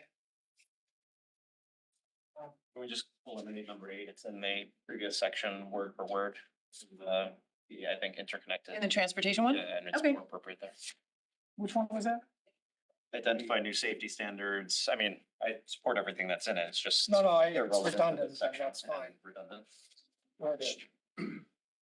Where is it in the last one? Oh, is that Dan? Dan. There's Dan. I've been here the whole time. Oh, okay, Yeah, sorry. I don't know what we're looking at though, because I'm on, 850. Page 51. of what? POCD. 24, August 2024 draft. 44. August. Yes. Strategy. Just make sure it's not the old copy. All right, so Tom's noting that on page 44 is the exact same one, strategy A2. Okay. So I would think he's right that it's better off there. Yeah. Just say, we'll advance the complete streets ordinance. Okay. Then we'll cut it number 8 from this one. Good catch. And I have in my notes that we did add and Vision Zero standards, so. Okay, that will be added then. Okay, perfect. All right. Moving on to strategy B. If I take your time to kind of read through them quickly.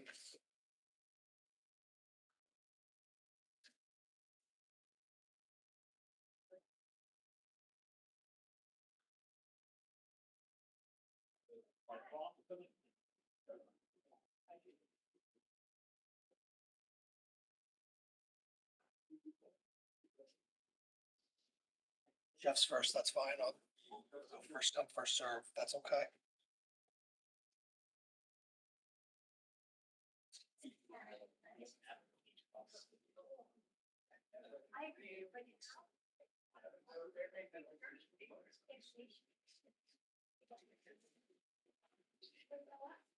Hold on, Jeff. Does anybody need a minute? Yeah. Tommy, you just pointed me out where we are in the POCD? Sure, so it's page 51. Not PDF 51. Look on the bottom of the pages. Ah, jeez. Okay, thank you. All right, Jeff, go ahead. So, there's been some discussion of, creating a percent for art. So where are you? Number 4? Basically, number 1, undertake number 1, complete, it says promote placemaking, using creating street standards, identifying, I'm sorry. Placemaking plans, but it says art in here, how art can be integrated into public infrastructure. So perhaps consider, we could add language, I'm proposing to add language that says, consider, a percent for art for any new project over a certain size. Can we do that as a number 5? Sure. And we can say, consider a percent for art requirement in conjunction with the Arts Commission? Sure. Okay. So, I'm sorry, you guys know what I'm talking about? No. So in a lot of cities, I do. do you want me to explain it or? We explained it. We're a town, we're not a city. If we keep using that word city,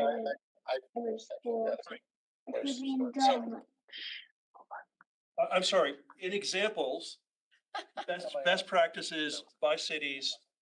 We're not a town, we're That's cities. okay, but, go ahead. Just, it's an but cities. example. Go ahead. If you go to New York, Chicago, elsewhere, you see public art. And the reason you see public art is because when you build a large building, the developer is required to put in a certain percentage of the project into public art. I mean, you see the murals in Bridgeport, is that what you're talking about? No, murals that's a different program. It's more like in Chicago, like the Picasso, right? Was built as under the percent for art program. In New York, you see, like New York is this iconic place, but there's very famous art that was put in as a requirement, as a percentage of the construction cost. Okay. Oftentimes that's linked to federal financing. Like especially federal buildings all have to have an art component, so do state buildings. So it depends on what you're building and who's building it. Understood, but I'm suggesting that we've got some large scale developments coming in. If we put a percentage of art requirement in there, there's precedent for it, and it something we should consider, not necessarily mandate. So we could say review the possibility of putting it in our zoning regulations, right? That some sort of art, but who would be the one who just, like, I'm very specific about what I like with my art. The art is subjective. I guess who's the arbiter when it comes to that? So this has come up in conjunction with a potential future project. And so I will let you know that Mark Barnhart has started to look into this with his Arts Commission. So, in terms of other programs, how they operate, programs here in Connecticut, programs across the country, and how they're set up to accommodate this type of program. So I will let you know that the research has started a little bit, and usually it is an Arts Commission who will provide a recommendation if we have a project that's come before us. Generally, you have to hire an arts consultant. And so sometimes municipalities, just like we have for, other on-call services, you would put out an RFP, get qualifications for those people who provide those services. And agreed, art is very subjective, but generally the art that meets the requirement, and maybe Jonathan, I see Jonathan, he's probably looking to speak to this. Usually when you have an art consultant, there's a series of different metrics that you want to meet depending on what result you want that art to, what result you want that art to accomplish within the space. So, this is something that I think would be better suited for the Arts Commission and Mark, under the direction of Mark, to kind of figure out what those metrics are. But it's But right all now- possible. There's good examples out there. But right now, well, that's what she suggested. Yes. I mean, yes, we don't have it right now, but that's the reason Jeff is suggesting this this new strategy to consider a percentage for art requirement in conjunction with the Art Commission. Yes. Anybody have any thoughts? I mean, that sounds reasonable. I'll chime in. Go ahead, John. So I think, I think keeping it vague is probably the best practice in that. To Jeff's point, I've seen percentage for art programs take two forms. One is focused on new development and something that's pushed on the private sector, but there's also been, and I think maybe this is kind of what Commissioner Ford was alluding to, is on the public side where, like in Boston, for instance, the housing authority, every time there's new construction, there's a requirement that public art is incorporated. And so I think, frankly, it's more than likely going to take shape as a ordinance. So I think here what we're really doing is just giving kind of a directive or suggestion that would be used as kind of support for an eventual Arts Commission ordinance that I don't think it'll really be involved with us on the zoning side, but it definitely helps them in that being in the POCD gives them, bolsters the case for what would more than likely end up being a municipal ordinance. But we'll have to discuss it because we may need a regulation, or do you think an ordinance is PRTM would sufficient? do it. But I would leave that to Mark. I think, it's him most come back to appropriate us. for him to, yeah. But I think it's a fair thing to put as number 5 now as a separate one, so. If it's something that we're requiring as part of a large project, it has to be in our regulations, then leave the design up to Mark. Is that how that would work? Yeah. And then as far as public art, are you talking about sculpture or like painting a mural on the side of a building, or what does it mean? It could be anything. So I think it could be either. The Mark Twain one downtown. on projects I've worked on, in New York with this requirement. There's a percentage required. The design team would come up with suggestions and they get approved by whomever, and in the case it was a public school, like Stuyvesant High School. We had art in the lobby and it was murals, but you have to fulfill it, and art comes in so many different forms, but you'd have an arbiter looking at what constituted art because it's very broad. And you'd also work with the developer because, you know, there are oftentimes also long-term maintenance agreements for these, permanent maintenance agreements. And so Big issue. that affects what they choose to do. Sometimes it could be pavement, sometimes it can be a sculpture, sometimes it could be artwork, sometimes it could be artwork inside of a building that's visible from the outside. So it can take very, you know, a multitude of shapes and sizes, but there's a whole, Mark is doing research. We trust Mark. Yeah.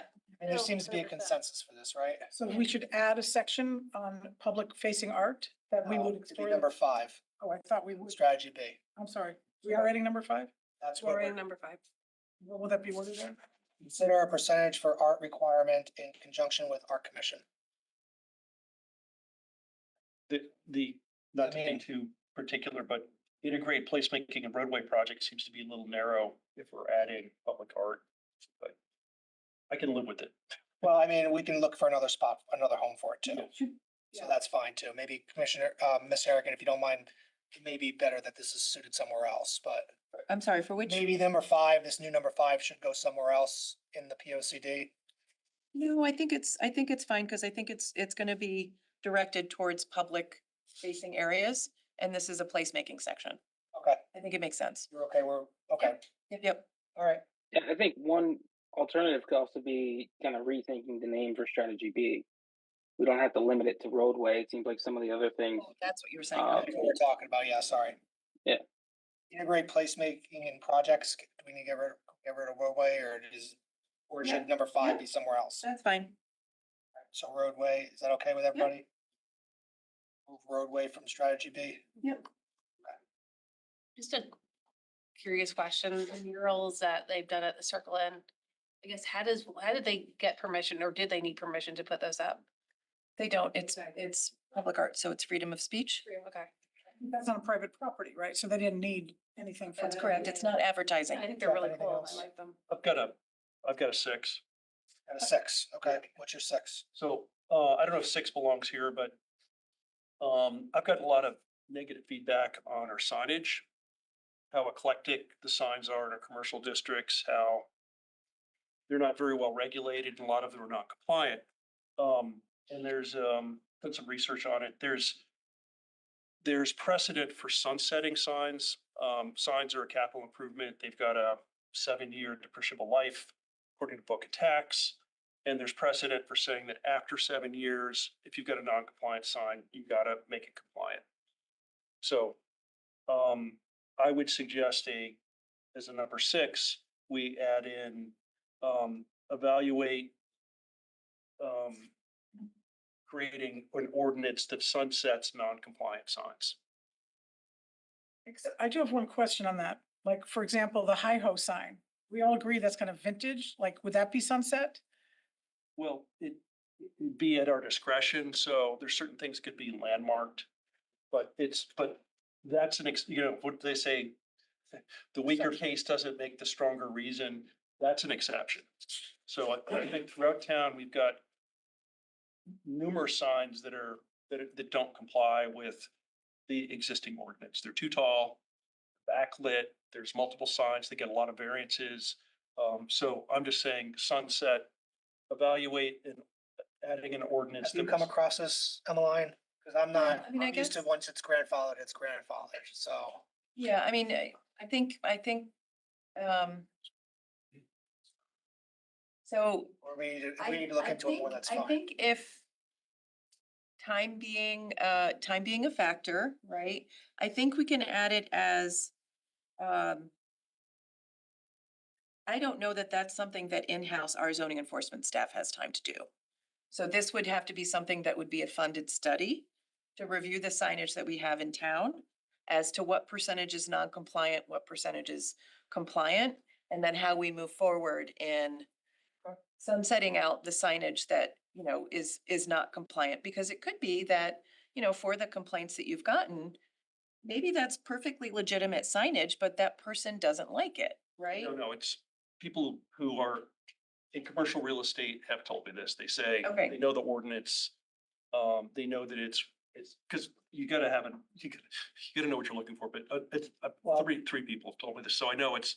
but Is it that's type or size? Height. Height and area. Are there any examples? Yeah.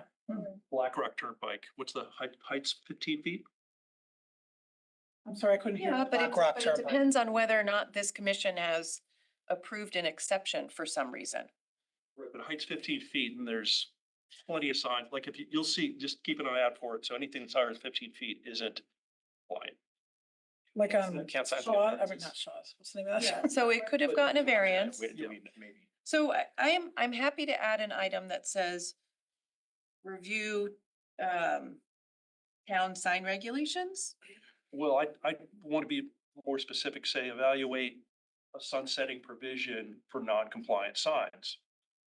Okay. Because we know there are variances, but I don't know if the so Variance runs with the land. there's different ways to get rid of them. You can, I don't want to take up too much time, but there's, according to Well, it's a- APA, there's a lot of different ways to make them more uniform. How would the sunsetting work? American Planning Association. Emily, we don't have a landmarks preservation in this town or state, do we? We don't really. Okay. No, it's, we have. Because he brought up landmarks, we don't have landmarks districts, preservation, that's why historic I'm preservation. kind of treading on thin water with this. Our staff may not be able to kind of do this. Would it be, Seems like a big task. could it be something along the lines of, seeking funding to undertake this type of study? Well, That's what I would recommend. yeah, but I want to make sure we keep sunset in there because, Do both, I guess. Yeah. Recommend. yeah, but just raise it as an issue. Jeff, how would sunsetting work? Basically everything has a depreciable life. The argument is that if you build, Louder, sorry. everything has a depreciable life. So you put a sign in, it's not there for 100 years.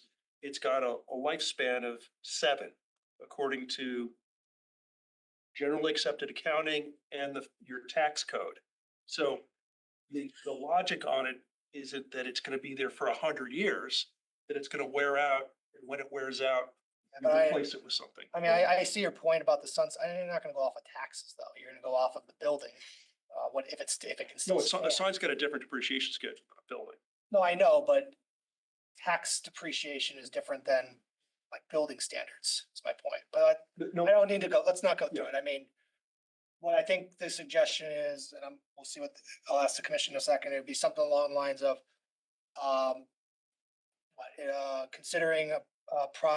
considering funding for a project to evaluate signs and, evaluate signs throughout the town to see what are in compliance, for a potential sunset provision. I mean, do we have to do the funding portion of it? Could we have a subcommittee that does it on our own without needing funding? Like, does that have to be a requirement and? Well, she's saying that the staff won't be able, rightfully so, staff, funding is not, probably will be cost prohibitive for them as far as timing and all these things, so. I mean, unless you guys wanna do it yourselves, just- I'm not, you know. Even for example, like, so the Connecticut APA chapter, we fund interns. Like this could be a summer project for an intern where we hire them for $3,500 so I think pursuing funding could be a lot of different things. It could be hiring an intern. This is their only task. This is what they're working on. It's just, and, then they would review it with our town attorney and our zoning enforcement staff to determine what's the method for then pursuing, if we analyze what the problem is specifically in terms of number of structures, how we move forward, so that there's a written, so we could figure it out as a project. But right now, obviously it's not within the capacity of. Yeah, and I don't mind Staff considering or- the sunset, I just don't know if that's Statement how in a legal way. that is, what? I mean, it's kind of, sorry to interrupt you. No, It's go ahead. a vision statement in a way. We're not gonna accomplish everything in here. I No, mean, of course I think not. it's a good thing to pursue. Yeah, it's fine. to And I consider. agree. Yeah. It could be done with like a subcommittee, like Commissioner Randolph could have the subcommittee and work with you. If you guys feel the need to, that's fine, but we'll worry about that. work. We'll worry about that later. I mean, right now I think the language is fine. And like I said, I don't know if I'd be okay with the sunset, but we'll worry about that later. This is a future seeking thing that we can determine later. So everybody good with that? Okay, so can I just reread that? Is that okay? Sure. Okay, pursue funding to evaluate a sunsetting provision for non-compliant signage with a future sign study? Does that work okay? As long as we get on the You list, I'm wanted happy. you wanted the sunsetting language in there, so that's there for you. Okay. Can you add something about landmarks preservation or forming something with that? Because, it's what, something could be destroyed without. Signs could be, Well, I think Jeff's point is while we're doing this, that's gonna be considered. Cause we're not gonna Somehow just, put in landmarks preservation, like maybe forming of landmarks preservation As an item number 7, you're saying? More so, Lynn? Yeah. as an item number 7. Yeah, I agree. A historic, because I know one thing, if you don't register historic landmarks, it's awfully hard to defend it against an 8-30G or anything else. And so registering has an effect. I agree it's not that registered. this maybe means- not just landmarks, maybe historic structures that aren't already have a section for protected, historic stuff. not in a historic district. Yeah, it's not gonna I stop. think we had it in the, You don't have to be in a district in other municipalities. You can just, You'd have to go something, around. a rare building that's, a farmhouse that you wanna make an historic, I mean, my family's house was a historic barn converted to and it was a historical landmark, so it Yeah, can I just. never be changed. is that in New York? though? No, Weston, Connecticut. Weston, okay.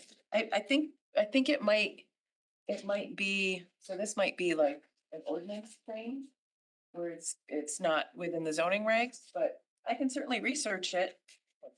Okay. Well, I have, along those lines, I had submitted something that I wrote to insert in this, place making or people. Not there yet. Thing, but what, Not there yet. but I have I vision portions of it. I am It's from the vision. focused So on we're that. not, so when are we gonna do that then? We're going through this and then I know you have something. I Oh, know okay, so we're gonna Rex go through the strategies first, then do the specifics?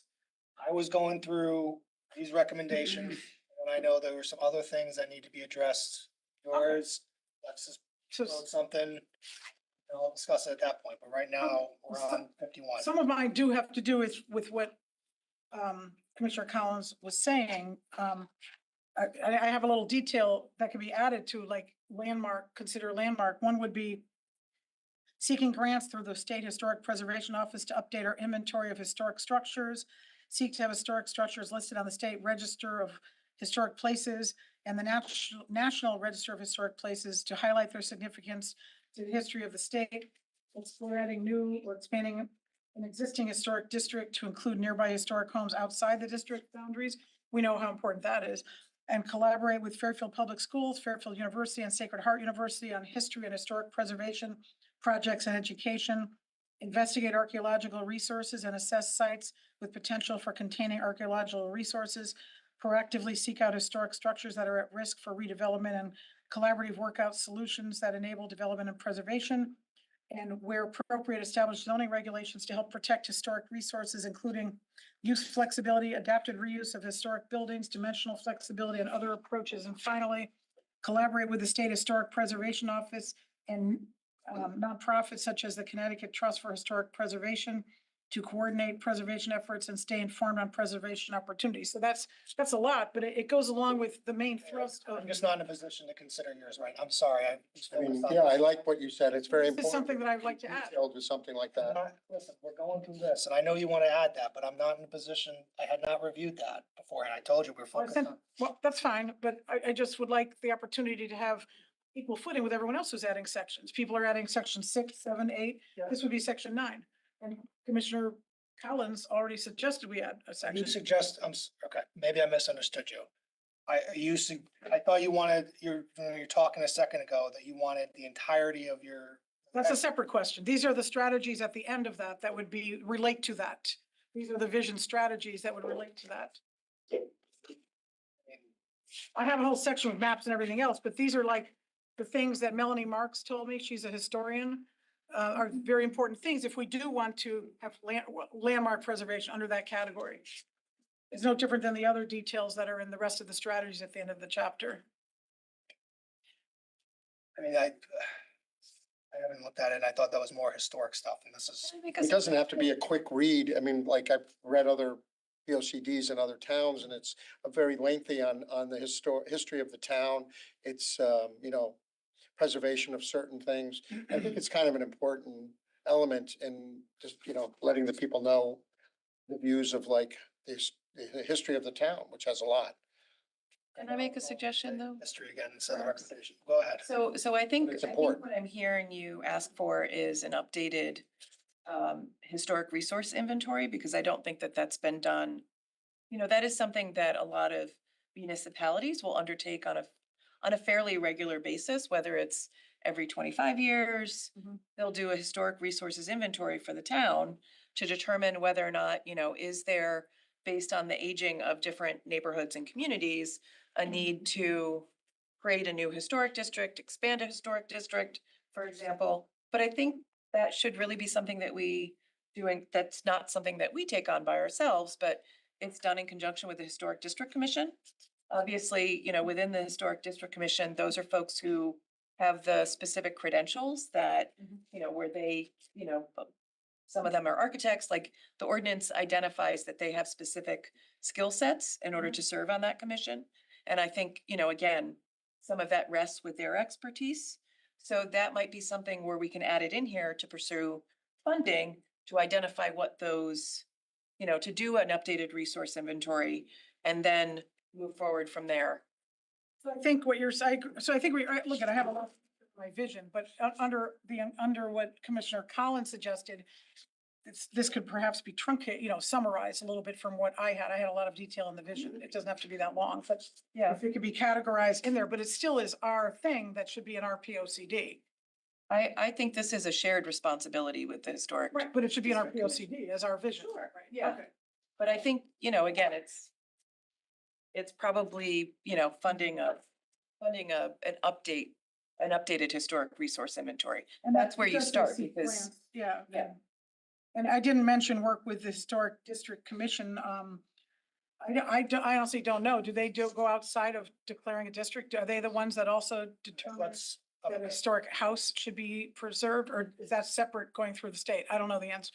Maybe Yeah. we could just keep the language vague and not just keep it to the historic commission, but maybe other, you know, entities that do this, you know, because I'm sure there are Yeah. hobbyists who do it and other experts. I would like to have it be a vision priority No, I agree with you. with enough detail to guide us, you know. Okay. Even if, I mean, Um, we're not Parks and Rec either. We have a lot of detail about that, so. Right. I mean, listen, I would.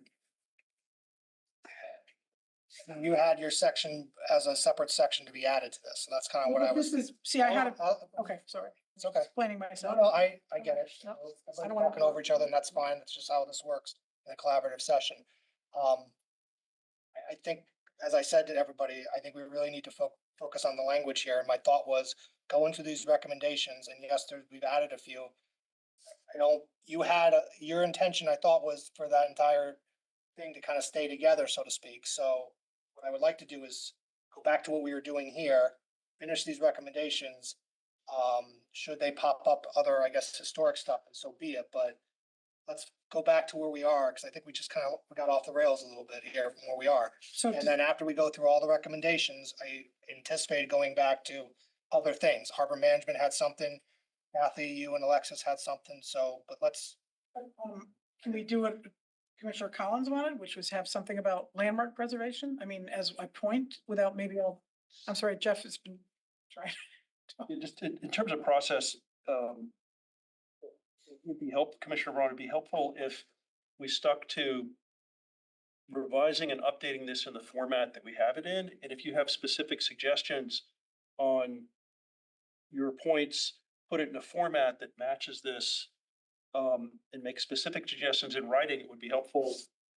Because I'm not really clear on what you're suggesting. I think the intent of it's good, but I'm not sure specifically how it would be incorporated into this document. So, yeah, so so right now, she wants like a whole Well- excerpt, well, which is no, fine. I wrote it very specifically with like the narrative, which is a separate discussion. But we're talking about the blue pages though. Yeah, the vision would be in the blue pages, but I agree, it could be it could be, sort of shortened and made a little bit more broad with each of the types of suggestions that would be within landmark preservation. So I could do that, or you could do that. and, Why don't we, can I make a suggestion that we work with Emmeline to make it Sure, absolutely, yeah, possible? yeah, I could do, yeah, I could be a 'Cause little. that way, either close, I suppose. succinct it or then identify where it should go. Like I said, we're gonna go through This is this. vision, yeah, yeah. We're gonna go through this. And then I anticipate going back to you and to Alexis and to others, and then kind of taking those and plopping them where they need to go, so to speak, because we just, by the time we got them, it was after our Yeah. whatever it was, so. But if we're So talking, why don't you talk to Emmeline about this, because I think you'll be able to get it more succinct and get the recommendations in where they need to go. so we are agreeing, though, we can add a landmark preservation type thing to those strategy sections in the blue pages, right? I mean, I guess not saying we won't do it. what I think the intent, I think as he said, and I know I'm stepping on everybody's toes, but I apologize, I'm gonna take the chair's prerogative a bit. And even what Alexis said, I think the intent is there, We just need to figure out. we just need to either figure out what the language is and where, okay. especially now that it's kind of, you Because know. I also read Commissioner Harrison's thing on education, which had vision also that would go on the blue pages. I mean, look, we just got that, once you get that out to us. This morning and I. Yeah, which is fine, which is fine. And, I don't mean no, to- I get it, but it's not in the format that is the current POCDs. I recognize that, and I thought we would be probably wordsmithing things. I know everybody probably has an opinion on it. Yeah, I which mean, appreciate. which is fine, and Yeah. if we had gotten to that tonight, that'd be awesome. I just didn't think we would, because we'd be going through some other Yeah, things, that's fine. so. And thank you guys for writing those. Yeah, and even Alexis, if you have time, reaching out to Emmeline to see kind of what I just said with Kathy. So, fair enough? So that'll be done after tonight, you're saying? I just didn't think, Probably. We have an hour left. yeah, I didn't think we would get to it anyways, and that's kind of why I wanted to really plow through. I hear what you're saying. Okay, I understand. Okay. Okay, and I think, Peter, to your point, what they do with, what Emmeline does with, what Kathy does with Emmeline will probably address your point. Can I ask a logistical question? Yeah. The thing, like, I think this whole document would really be better served if we could have things like Melanie Marks gave me these historic maps. I mean, can our consultant put those in there? It would sure make it a whole lot more interesting. You know, historic maps, they're all digital, right?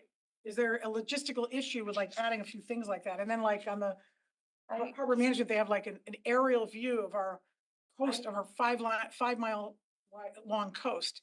So my concern is Yeah. that, let me just speak to the harbor management's aerial view, which I think will reproduce Beautiful. poorly, Oh, very poorly. I think it's difficult to look at, and I think it would reproduce poorly for people who don't have capacity to print in color. It's a Oh. very challenging map when you look at it. So I have issues with that. I think we can that extract. particular one. Okay. Correct. I think we can extract, I think their suggestion for specifically delineating their area of authority Mhm. is fine to add to our map.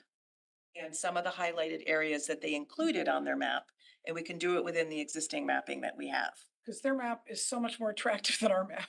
It's very difficult. It's like it's a colored? very green aerial. And I don't think that it really highlights specifically what you want it to highlight, and it would reproduce, if you tried to copy that, black and white, it's gonna be one blobby mess. You could That's try, interesting. yeah, Okay. it's not gonna reproduce well. Okay. That's just for next steps with this, because I know we want to do this in a organized way tonight, but would it help us to like set up time with you, like all the folks who have, and I know that you're busy, you're on one show right now. Oh my God, that's. Well, right. but I think you as the commission have to decide whether or not you're gonna alter significantly the narrative of your plan. Where the rubber hits the road are the strategies. And so, it's taken us 7 years to get this far. So we can't kind of keep revising the narrative. We need to really focus on the strategies, which is why I think that's been kind of the procedure that we've been working on, is to figure out in the next 10 years, what are those things that we want to focus on? What do we want to work on? That's what your POCD should be doing. It should be directing that next 10 years of work for things that help progress the town forward, right? So, updating your historic resources inventory, because you haven't done that in 25 years, is a really good suggestion. And it may not be this commission that does it or takes the lead on it. It might be something that's more appropriate for the Historic District Commission to do with plan and zoning commissioners who have that specific interest. But if we put it in here, it could be something that we could independently apply for funding to do, right? So conceptually, when I read a book or a treatise or a law book, you have a chapter and then you have a summary, but it seems as though the summary is not being derived from the chapter. And there's a lot of stuff in these strategies that are not led to in the narrative. It seems to me like I thought the narrative should do more to lead you to those strategies, because some of them just come out of the blue. They have nothing to do with anything in the chapter itself. So is that how it should be done? I don't know, and also there are certain things in the narrative that absolutely have to change. We should not be demeaning ourselves and saying we create barriers to development. Some of the language just absolutely has to change. But that doesn't take a lot of effort. That's a couple words. So, but you're saying adding like a section, 2 or 3 pages to buff up the education blurb or adding more of a section on town history, would that be logistically impossible for the consultant to add into the narrative, like to make it move some things around, like I'm thinking every chapter seems to talk about how the public went to some, public input sessions, like maybe that could also put in an appendix and put some stuff in here. The answer about- is no. you know, We can add. Can we move some the things Word around? Is that- document That it can be added to, if we wanted to do it in the narrative section. We could, but I mean, here's the point. I mean, Yeah, I let's, mean, we're again, paying a lot of money for these I consultants. understand that. They should be So, able to do it, I would think, well, we're, They can, but we're we're at so the end of our focused- budget for this part. How We much have- is left? I thought we had 50 grand now. That's for our zoning regulation rewrites. That's where the rubber hits the road. It's, the POCD is your vision document. We've paid them to update our zoning regulations and bring it into modern times. Have it be an interactive PDF document where when you click on a section, it'll bring you to that new section. So you can kind of go back and forth and see, if a section is referencing a different section, you can go there. sorry, again, I'm gonna outline it again. I think let's get back to it. Let's do the recommendations that we have. As I said to both Kathy and Emmeline, Kathy and Alexis, talk to Emmeline about your sections, at least when it comes to the recommendation sections of I'm them. happy to do that. Thank you. Okay. And we have harbor management, I think that needs to be and maybe 1 or 2 others, I don't recall off the top of my head. And then, listen, it's our entire draft. If there's something else after all that, we do recommendations that we need to address, so be it. If there's some small language here and there, rewriting the narratives doesn't make sense to me in a lot of ways, but let's focus on the recommendations for now. Do what I just said. Keep going with recommendations. Kathy and Alexis talk to Emmeline about potential drafts of what you're asking for in these recommendations. And then harbor management needs to be in there somewhere, I think, and if there is somebody else, I don't recall off the top of my head. I think it's just those 3. And then. There were suggestions from sustainable, the Conservation Commission, as well as Sustainable Sustainable Fairfield, and then also from I'm gonna get it wrong. Sorry, I mean, I guess the thought is we Formerly need, the Flood Erosion Control Board, now for, FECB, I call them. They have a new name now, right? no, it's FERB. Okay. my point is this, we should go through these recommendations and then go through the other ones that have been kind of coming in late. Yep. And then anything else at the end we can talk about. And the education thing is not, it's like, as I said it this morning, but we've been talking about this for a few months and it's something I won't give up on. So I'm gonna keep at it and Well, you can, yeah. education is a big part of our town. We have 2 universities and that has to be, I think, implemented into our POCD, especially because they're doing a lot of construction, they're doing a lot of development. I get it, yeah, but there's some other parts of it that I would, talk about and discuss. Yeah, we'll get there. Because I think we've discussed them in the past with the consensus. You put forth another draft and we'll look at it. That's all I ask. Just- All right, no, we're going on. Can I just say one thing about education? No, we're going on. Okay, is there anything else with strategy B? Just a typo, in point 3, What's that study process for? inconsistent. What's that? Consistent? It says consistent A. So you're saying we can add a lot of things to this, but not a single word on landmark preservation or education in strategy B? I don't understand that. So we were doing Not landmark. what I said in the preservation. slightest. I thought landmarks Adding it, preservation adding was a lot of other mentioned. things, but not Just, you just said you were okay with talking with Emmeline I about. would like it put here, we're talking about what we're adding here now, maybe not all the details, but something, a placeholder. You just said you would talk to Emmeline about potentially making it Are we adding succinct. something about education here? Cause it should be there. It's a place in our community that's very important. At the education part, I thought was in a different section. Let's see. What is In it? this chapter, I believe, something about education. What is it that you, Well, I read Mr. Harrison's thing. Looks like it was culled from. I'm getting the sense that the chairman wants to finish this.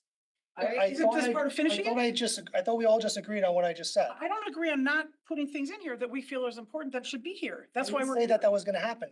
You would just, I thought, agreed to work with On Emmeline. the with- detail. Yes. Right, but not on having a point there about education. It looks like we're not gonna do it at all. Why can't we just say we agree there will be a section, one of the vision strategy things on education and one on historic preservation?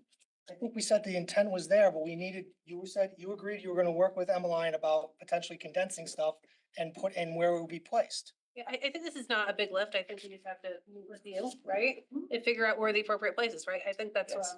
No, but Kathy's expressing the thought that I'm foreclosing it completely, and I don't think that's the case in the slightest. When you have two commissioners saying, I'd like to have a section on landlocked preservation, why can't we add it as item number 6 or 7? Yeah, I thought that's what I thought I thought there was gonna be like an, item 5 or 6 or something, that would say landmarks you're adding it preservation. in 7, but we're working on the language specific to what I heard your concern and your concern.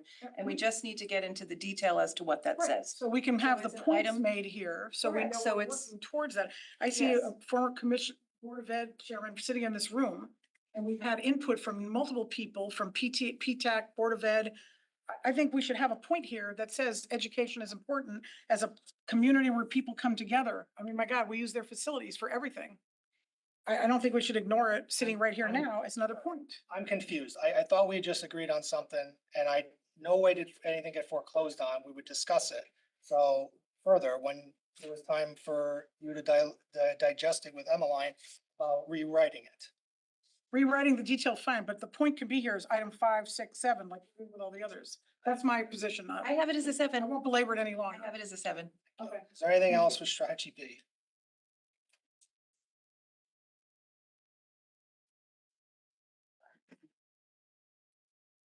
Moving on.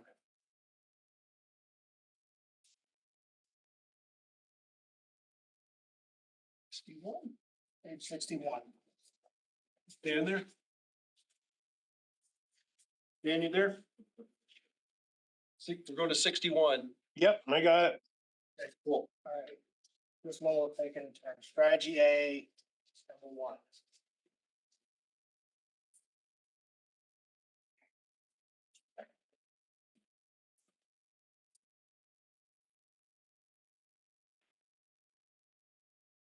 I've got a Just number 1. clarification question. Oh, I'm sorry, number 1 or A? A and A1. I'm sorry, all the items under A? Just one right now. Because I can see that they're a little longer and we'll just Sure. try and.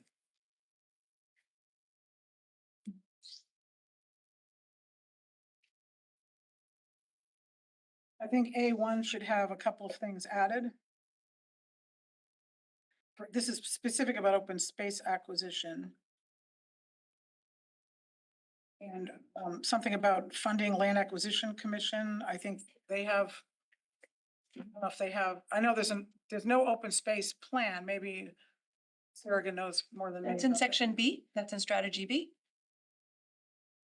B2.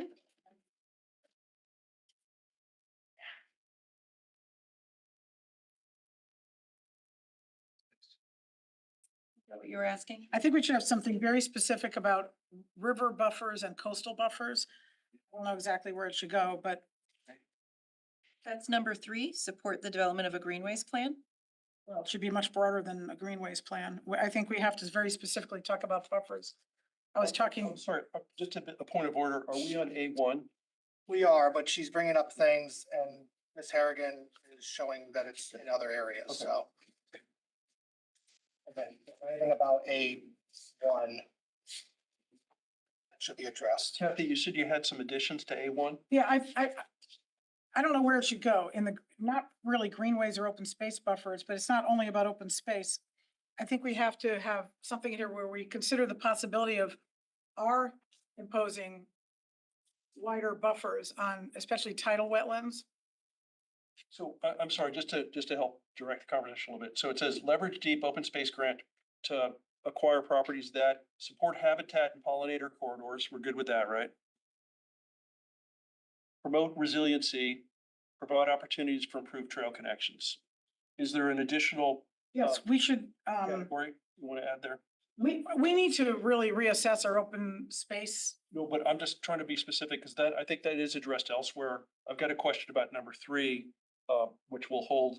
I think that it might be addressed in there, but in terms of what we want to maintain and acquire properties that support habitats, promote resiliency and trail connections, should we add riverine corridors to that, or is that addressed And elsewhere? coastal resources.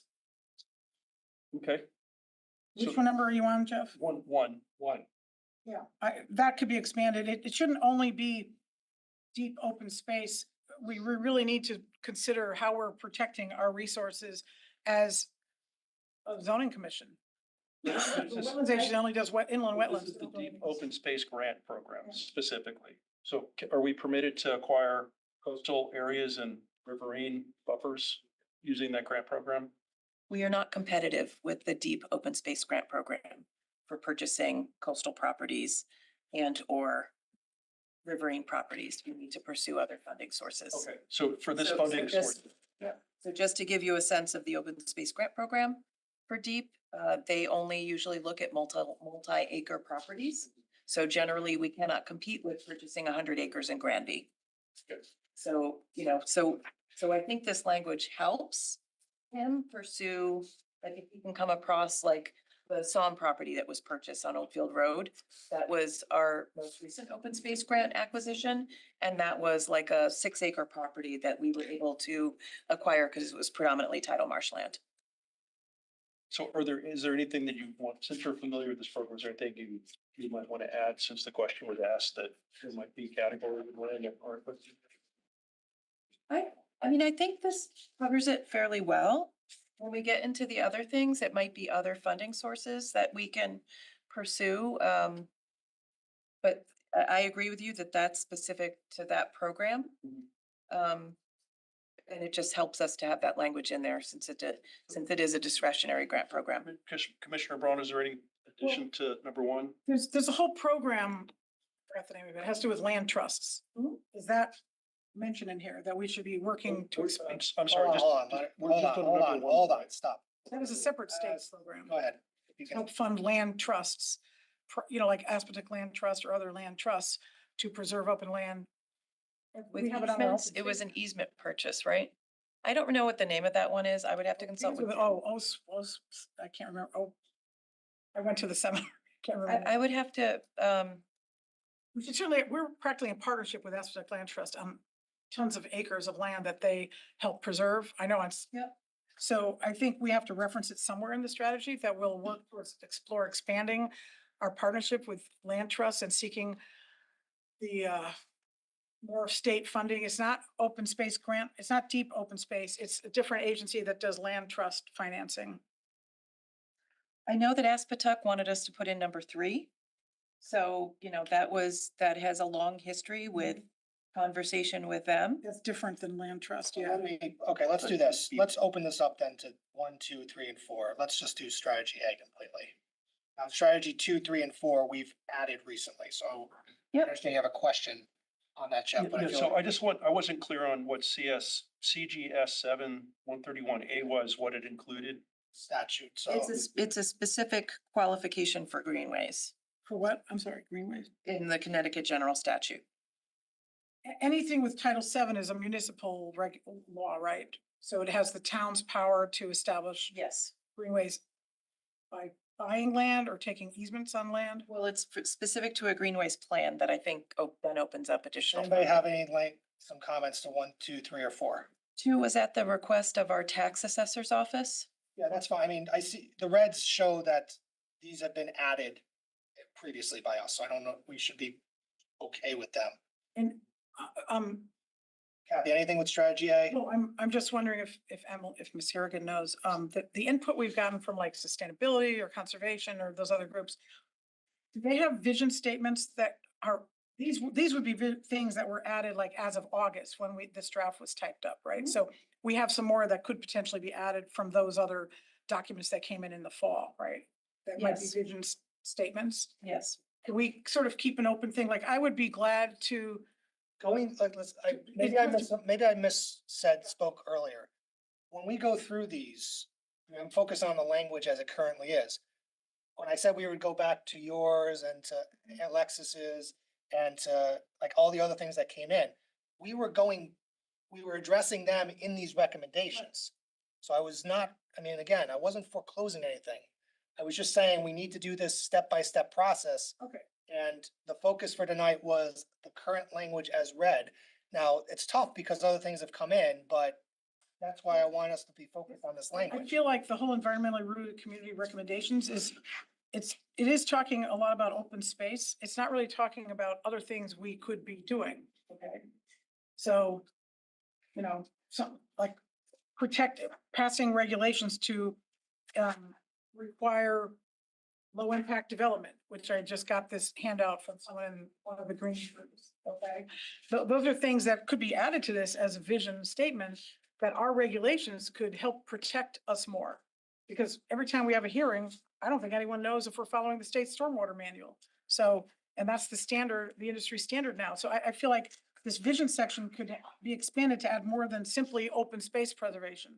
There's other things we could be doing as a commission to help protect our environment other than open space. So if there's a way of adding it, I'm happy to work offline and put those in here if it's too You don't detailed have right now, but I mean. You don't have the drafts at this point, yes. Well, I would say, add a section, like I just said.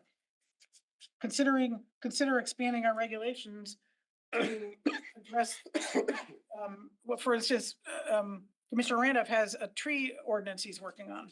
That should be in here. It is in here. It is. Okay, Yeah, it's her. where is that? I It's see it. under, Enhanced tree plantings? it's Maintain an enhanced tree canopy, number Oh. 3. That's number 4 or number 3? Section B three. Yeah. That's right. Okay, so we could have something else about revising the regulations to support other goals. But you just have to contact. Yeah, we need, the idea is fine, but that's I what need Jeff draft. Right. We need a draft or need some Jeff suggestion. got it in because he met with Emmeline. Okay. well, and actually, this chapter was revised significantly because we met with the chair of the Conservation Commission.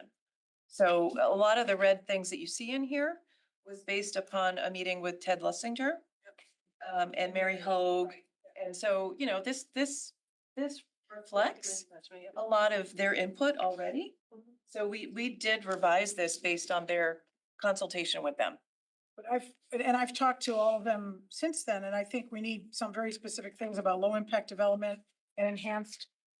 Those need to go in the zoning regulations. They need to go in the vision statement to get into the zoning We regulations. already have some aspects of low impact design within our zoning regulations. So if we want to expand on those, we can review that language. I mean, if you really want regulation that is specific to requiring these things, it's not in your advisory document, it's in your zoning regulations. We need to pass go in order to get to there. Right, but so the advisory document should make reference to low impact development, and I don't think it does, really. It gives lip again, service. I mean, it certainly doesn't need to. We could pass a regulation tomorrow that's not in this, right? Why we have this if we don't need Well, it this? certainly projects it, so to speak, as plans of going forward. Emily is suggesting that aspects are kind of already in the regulations, and she believes, I think, without putting word, it's better to focus on the regulations that are already existing and expand on them as opposed to putting in here. And those If certainly. you want to put it in That's there, already in here, by the way. Low impact, I I've just. seen it in 4 places, and it's very scant. Okay, yeah, no, I was just saying your suggestion on low impact development is a strategy in it's just in the resiliency section, not Well, it belongs in here. It doesn't only relate to flooding, it relates to environmental protection. I think it's said once, that's fine, but again, okay, is there anything for strategy A?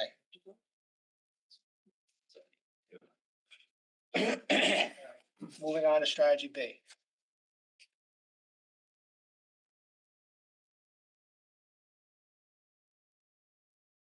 Just a question for Ms. Harrigan. So I know you met with the environmental groups, forestry. I think you met with them after August, didn't you? I did. Yeah. And so were there any additional changes they recommended? We talked specifically about what they wanted to focus on within the zoning regulations versus the language that we had already added for them, and whether or not we needed to revise what was here or whether we could wait till the zoning regulations. And a good number of them were things that they wanted to wait for in the zoning regulations. So, because I got some feedback from them, and they, after they spoke with you, they seemed to be very, pleased with the conversation. And, was there anything else that since this was done in August, anything else you might want to add? Came up? I would have to go back to my specific notes with them, but I think we had we went through it fairly significantly, and there might be some minor edits, and I think it was just a couple words here and there. I think they're very concerned that we don't have enough that expresses the need for equity in some of these things, and so they did ask for a couple word insertions so that it's clear that we are indicating that in our plan. But I didn't want to bring, because we're not focusing on those things, I didn't want to bring that at this point. Right. So, and so just to clarify, because there was a lot of, I think, misunderstanding of this document before they went to that meeting, and after they went to that meeting, I followed up with them and they were pleased with the feedback they got. I just want to make sure, could you just go back to your notes, and as you will, and just make sure that you covered everything, because I got very positive feedback after you met with them, so. Anything for strategy B? May I have a question, probably just more than maybe an insertion, but do we want to include anything on Ash Creek in that shared spaces? I know we mentioned Rooster River, and maybe I missed that, and apologies if I did. So strategy C is where we talk about our coastal resources. So we can certainly, we have our number 3 is continue to partner with Bridgeport and Ash Creek restoration efforts. Was there something more specific that you wanted to add? Yep, I think so. No, I think it's pretty vague. I mean, I can't think of anything that right now. It's fine. Is We it, do more than I think we do more than restoration with them, right? Well, we do a lot of planting. I think that they, as you've seen, they contribute, their knowledge on, what's included in the resource area, what's tidal flats, what provides certain types of habitat, both on the Bridgeport side and on the Fairfield side. Obviously, our regulatory authority only extends on the area that we control. Right. Can we put maybe protection in there too?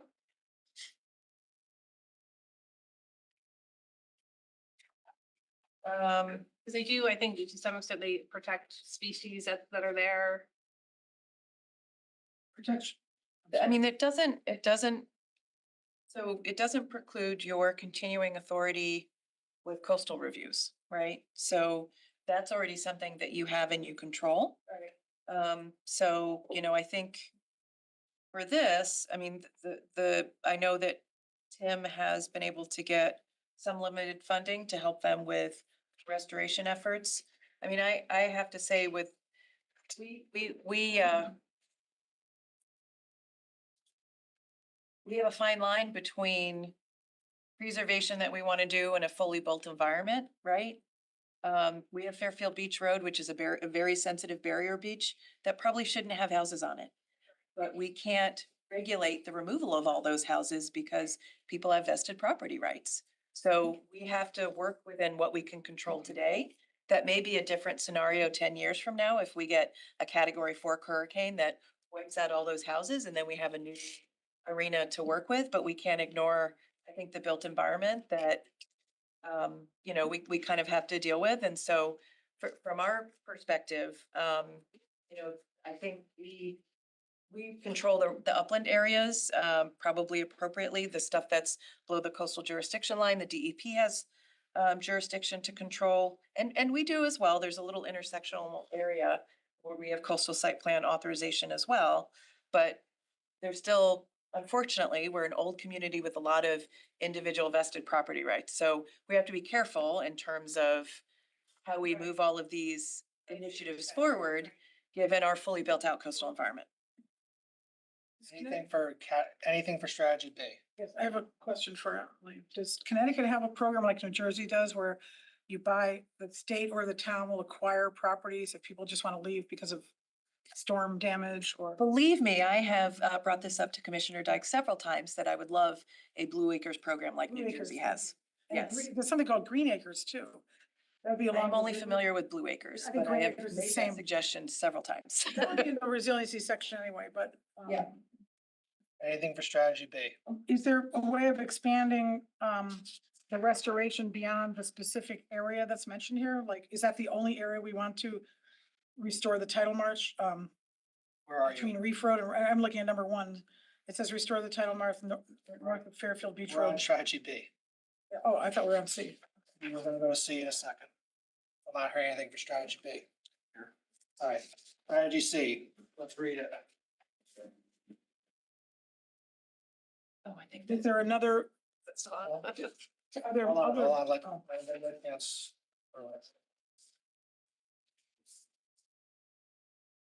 I have a question. Can I answer that? Well, Sure, yeah, please. so that was something that specifically Bishop brought up because it's a project that he wants to focus on. Okay. So he's trying to pursue funding for it because there's a broken culvert under the road that is cut off tidal flow for that area. And he's trying to apply for funds to be able to fix that. So that was a specific ask from that. I'm thinking maybe we could add a number 7 to the strategy C, which is explore other areas where we can restore marshes and consider passing like, I know we follow coastal management act when we do a coastal site plan review, but it seems to me I don't think we're precluded from passing a regulation saying we would emphasize a 100-foot buffer near a tidal wetland. I mean, I don't think it means we can't allow development, but we would have a higher perhaps level of review within that. Would you believe that would conflict? I don't. I think we need to do more to protect that ability to migrate landward as the sea level rises. I think you can add it as a consideration. I think obviously if we were to change our local regulations, it would be a public hearing. You would have to then, so then the big question is, what does that mean for the properties that are already there? As you know, and I'm just going to use Fairfield Beach Road as the example because it is, I think, the most visually apparent to most people how close within that 100-foot buffer homes are, especially along Pine Creek, right? So then you have to decide, there's several lawyers on this board. At what point have we then, exercised a taking against a private property owner, right? And so that's I will just say that is the challenge in a fully developed coastal environment where you do want to advance environmental protections, but you've got places built in areas where if you had it to do over again, you probably would have a more significant buffer.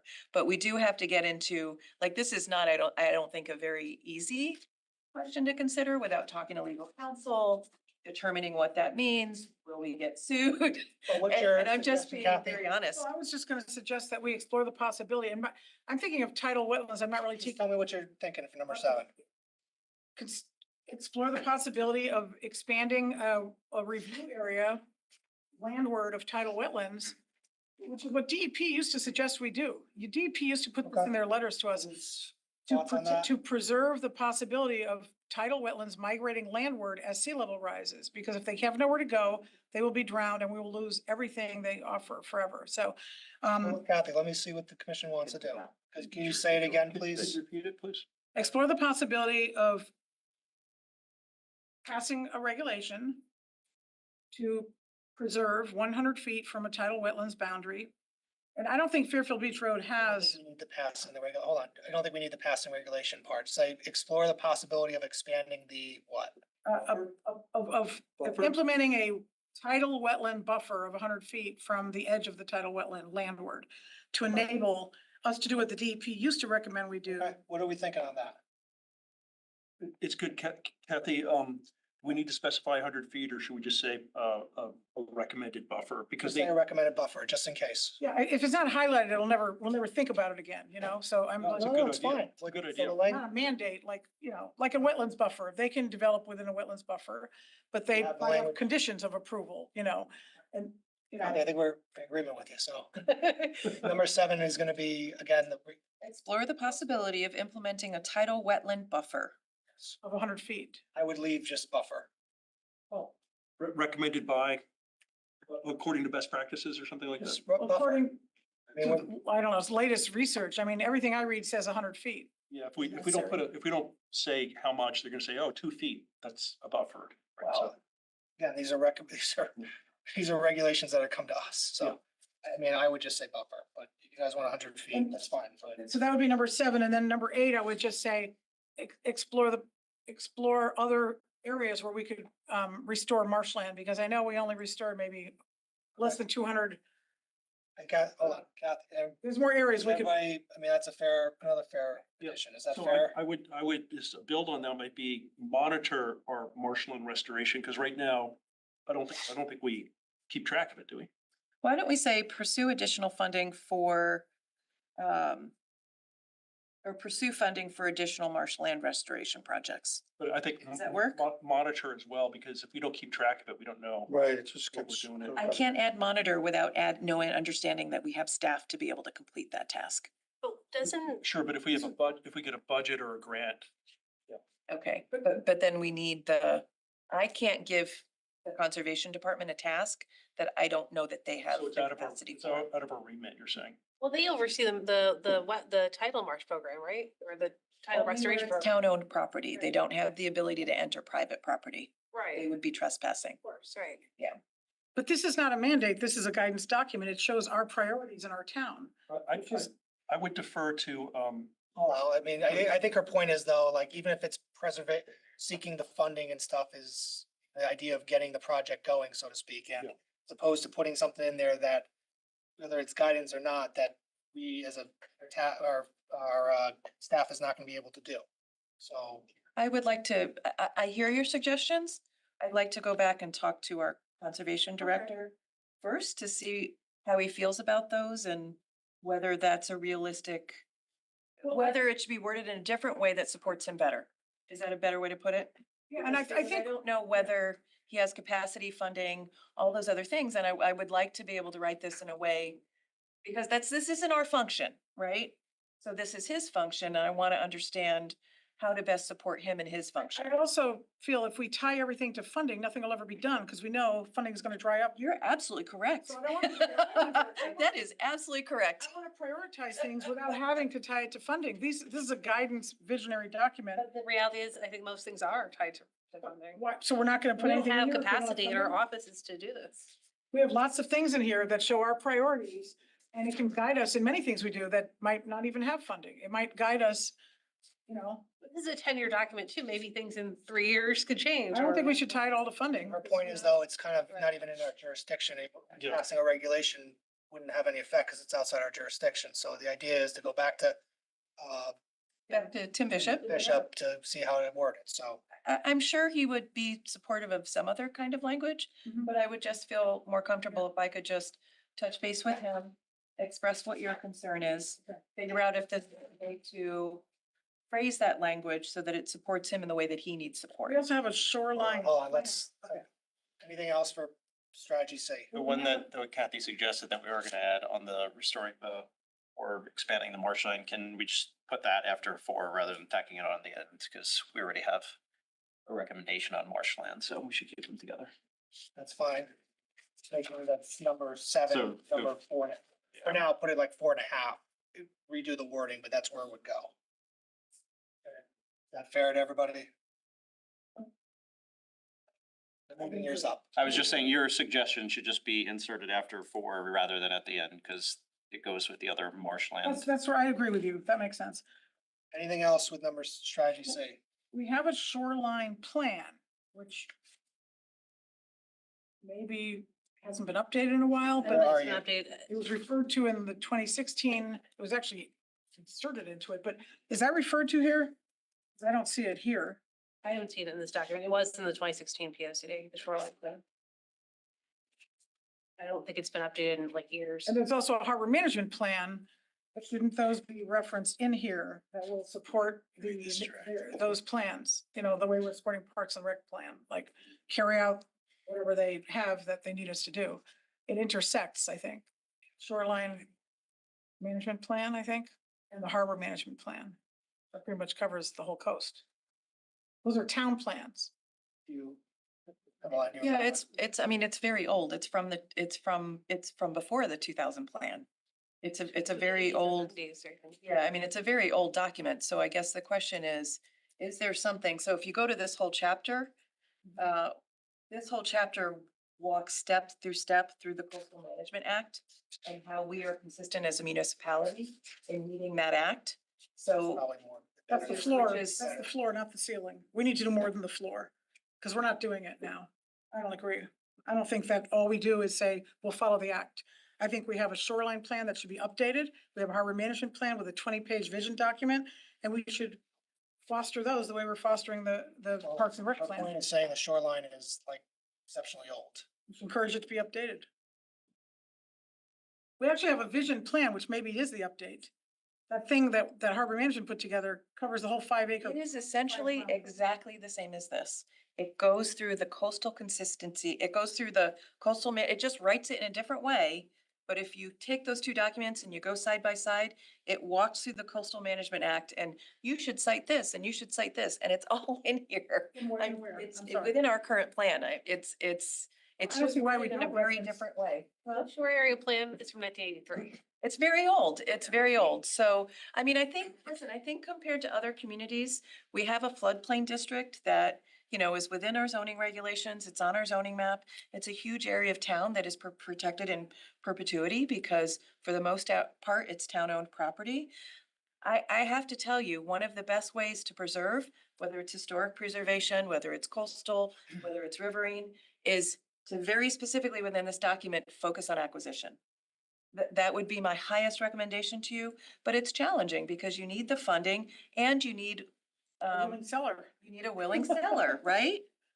I mean, we've talked about this. I mean, your property is like the last little Mill River special property, I have right? no So control over that. I understand, but you know, that's, you know, an example of if we want to move forward with all of this, we've got to then engage property owners who are willing to sell so that we're able to conserve more. Let's go back, hold on, Maybe let's pull it part of the back here. vision. Hold on, let's pull it back. It's in there. Anything It's in there. specific on strategy C? But I see, a lot of these goals overlap with resiliency planning, but environmental planning is a separate angle. It's preserving the environmental, the ecology, not just preventing flooding. It's a habitat. It's more than just that. So I feel like there's nothing wrong with adding a section saying, support, what do we say under Parks and Rec? Support the, carry out or, what we said under Parks and Rec, I think we could say that here.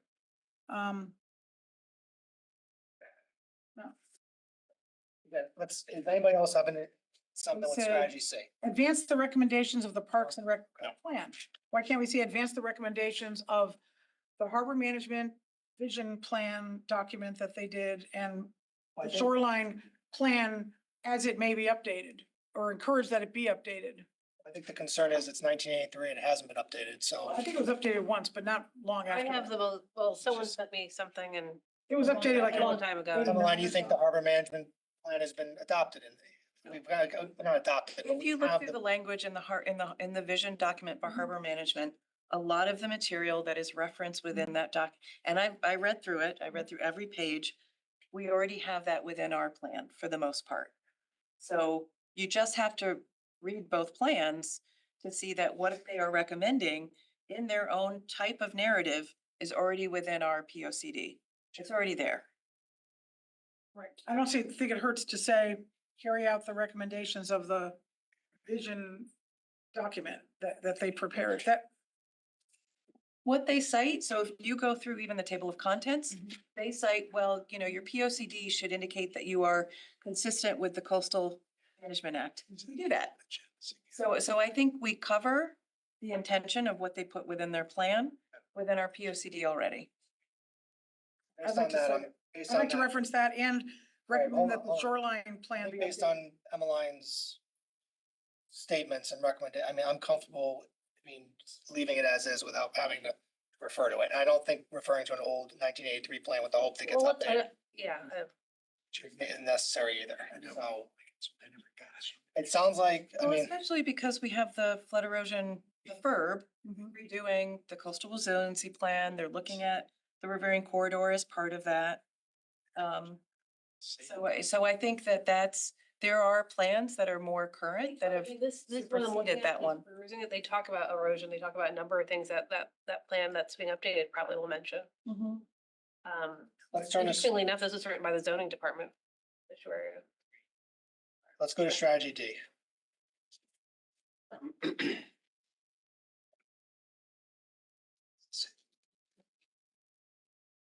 And the last four are things we added previously, so. Those are in consultation with the Conservation Commission. Thank you. Chair.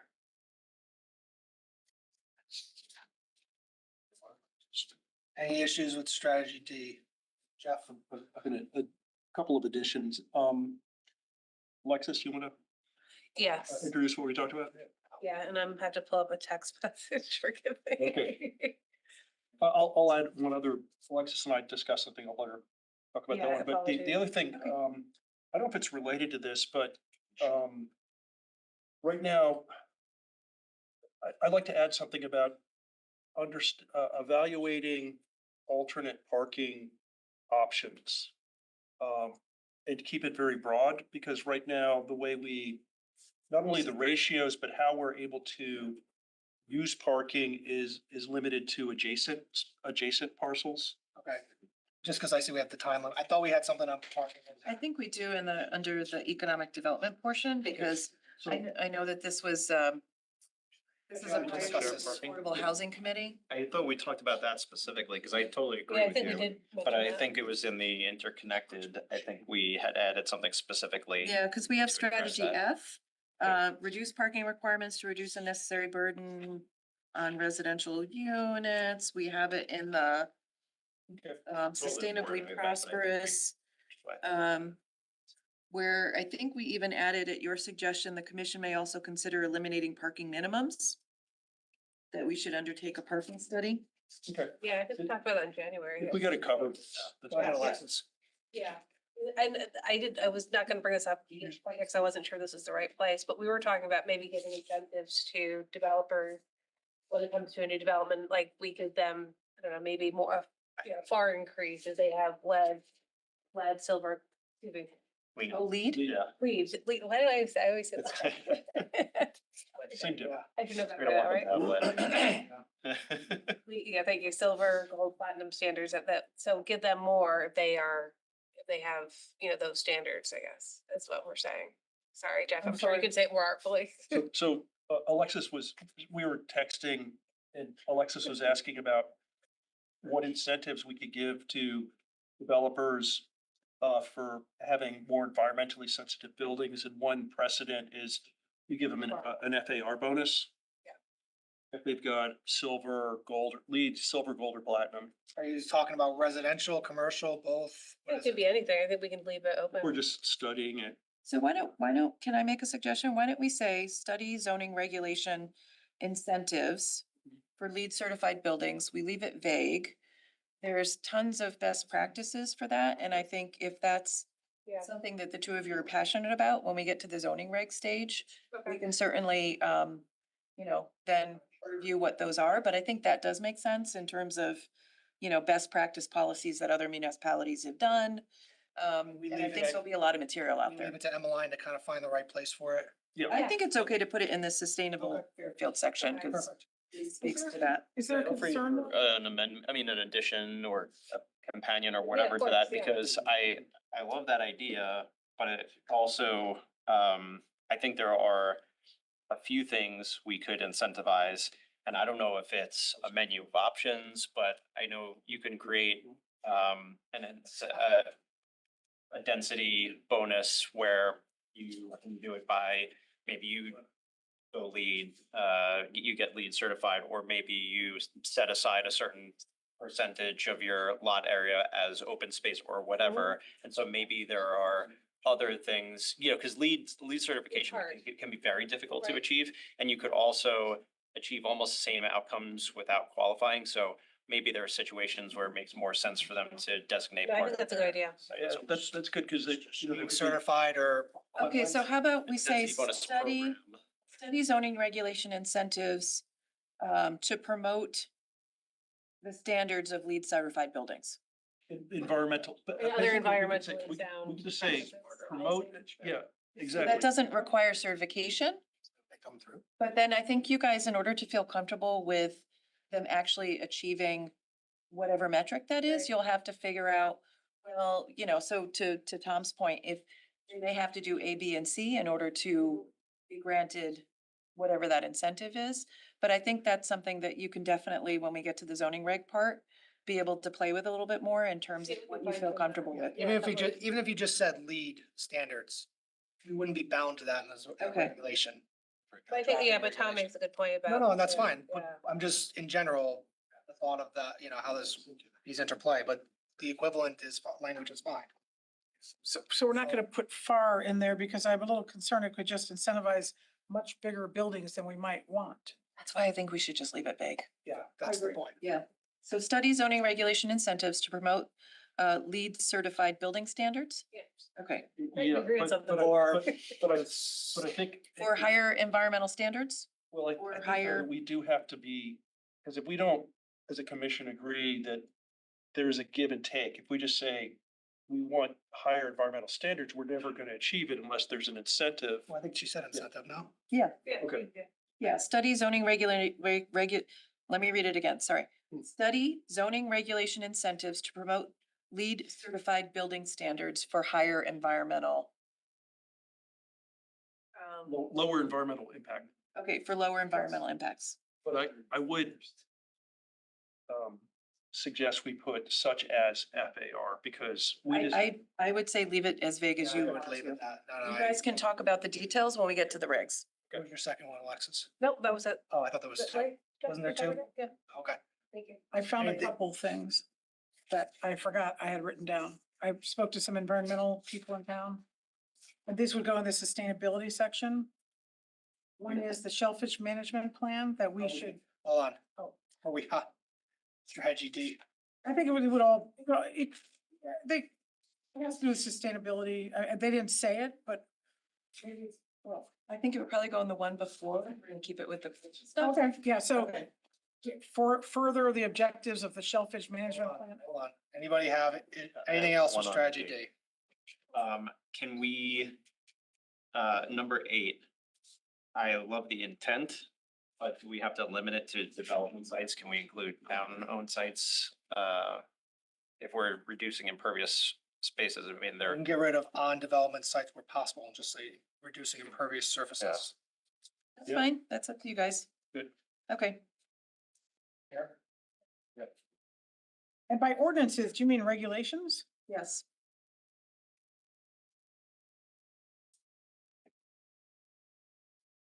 They're all gonna influence new regs. It means all the same thing. So I have a couple more that might fit into this section. Can you go back to your shellfish thing? What was? Okay, shellfish would be further the objectives of and the shellfish management plan, which guides the use and conservation of the town's shellfish resources. Can we just do the first part? I was gonna say, just do the Okay. first part. Say that again? It's not written out. Further the objectives of this shellfish management plan as it may be updated. Okay. I talked to a former member of with Shellfish that? Commission. I don't know what the current situation is, but What's your next one? yeah, okay. Review current town regulations and requirements relating to stormwater management. In zoning, wetlands engineering and WPCA to update. To incorporate low impact development. Which is the industry standard, and to adopt the state of Connecticut's 2024 stormwater manual. Now, so we don't dictate what other departments do, but shouldn't we recommend that everyone be on the same sheet? Because it seems like we never know what the standard is.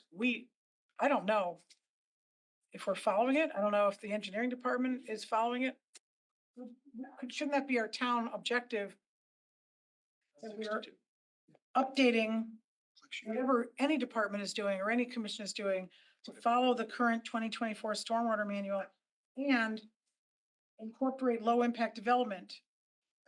I think it's a requirement of their MS4 permit. So they are following the 2024 stormwater management manual. It's a requirement of the permit by the town for our storm drain discharge into Long Island Sound. Maybe we should put it in our regulations. It's not our purview. It's our purview to review applications that have stormwater systems. And if we don't think it's following best management Compliance, but I mean, again. My stormwater stuff is- my concern is to put it in a document like this, especially, so we try to be really careful, especially, so sometimes we can within the zoning regulations, put things in there that isn't really within our immediate purview or expertise.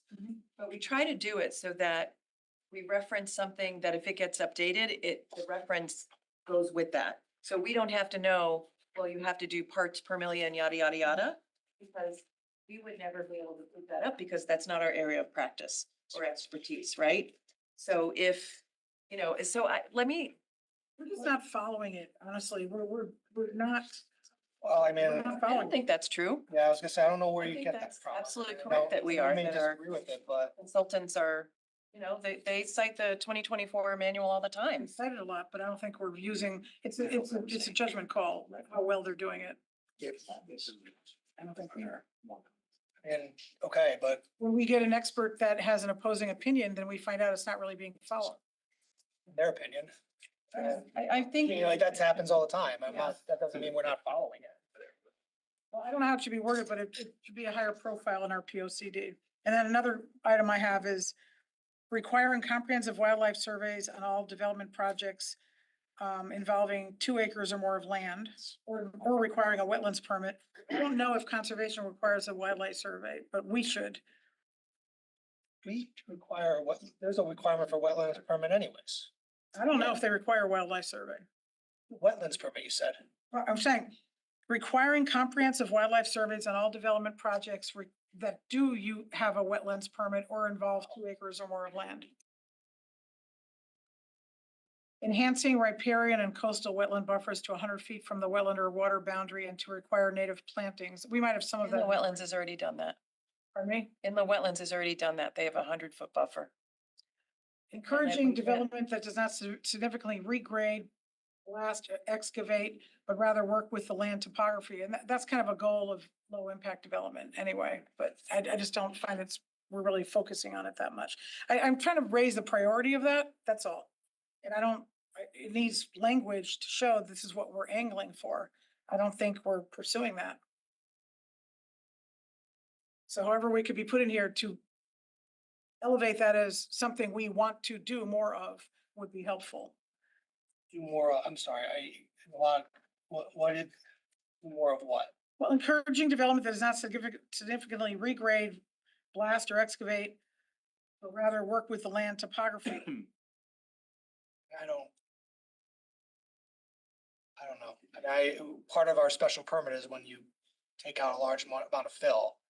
And there are times where when they do that, now all of a sudden, like, for example, Circle N, they didn't do that, now the thing's much higher than it would otherwise be.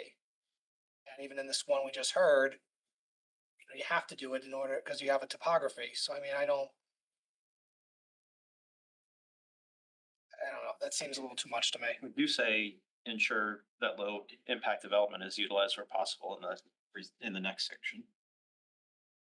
I couldn't hear what you said. In the resilient communities recommendations, there is one that says ensure that low impact development is utilized where possible. Then that should be put in this section too. I don't think we need to be redundant with things. We've been trying not to be redundant. Pardon me? We've been trying not to be redundant when we say something in one section that it has to be in another. Except that this relates to environmental protection, that relates to basically flooding. I think it has to be in both places in this instance. Can we relocate it here then? I don't mind relocating it, I guess, but it's put there Yeah, I for a think- reason. I but- think putting it in once is the better practice because they won't contradict each other in case we change. What number is it?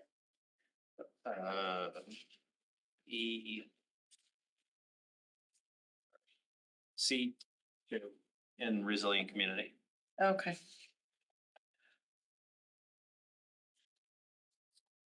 If we, Because it, if we relocate it, will that satisfy your requirement? I'm sorry, If we relocate it from C3 on page 72, will that? I think, satisfy your requirement? let me see. 60. They're already on 72. I think it really needs to Oh, be, I'm it's sorry, got I'm different sorry. purposes in each location, like you're talking about potentially harming wildlife habitat in the environmental section, and but you're mostly talking about erosion and flooding in the resiliency section, protecting human. Environment section is protecting nature. As in low impact development. So I only thought maybe relocating it to the sustainability section makes it a bit broader. Yeah. So it applies. I don't think it hurts to have them in both sections. I mean, they have different purposes in each section, you know? Resiliency is about protecting our existing structures and our safety and for the most part, although it has a byproduct of protecting nature, but I mean, this is all about protecting natural habitat and ecosystems. And that's the other thing about low impact development.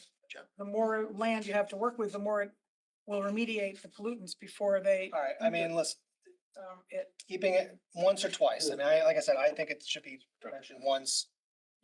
Thought on that. a lot of redundancy in here. We talk about things multiple. Try not to be.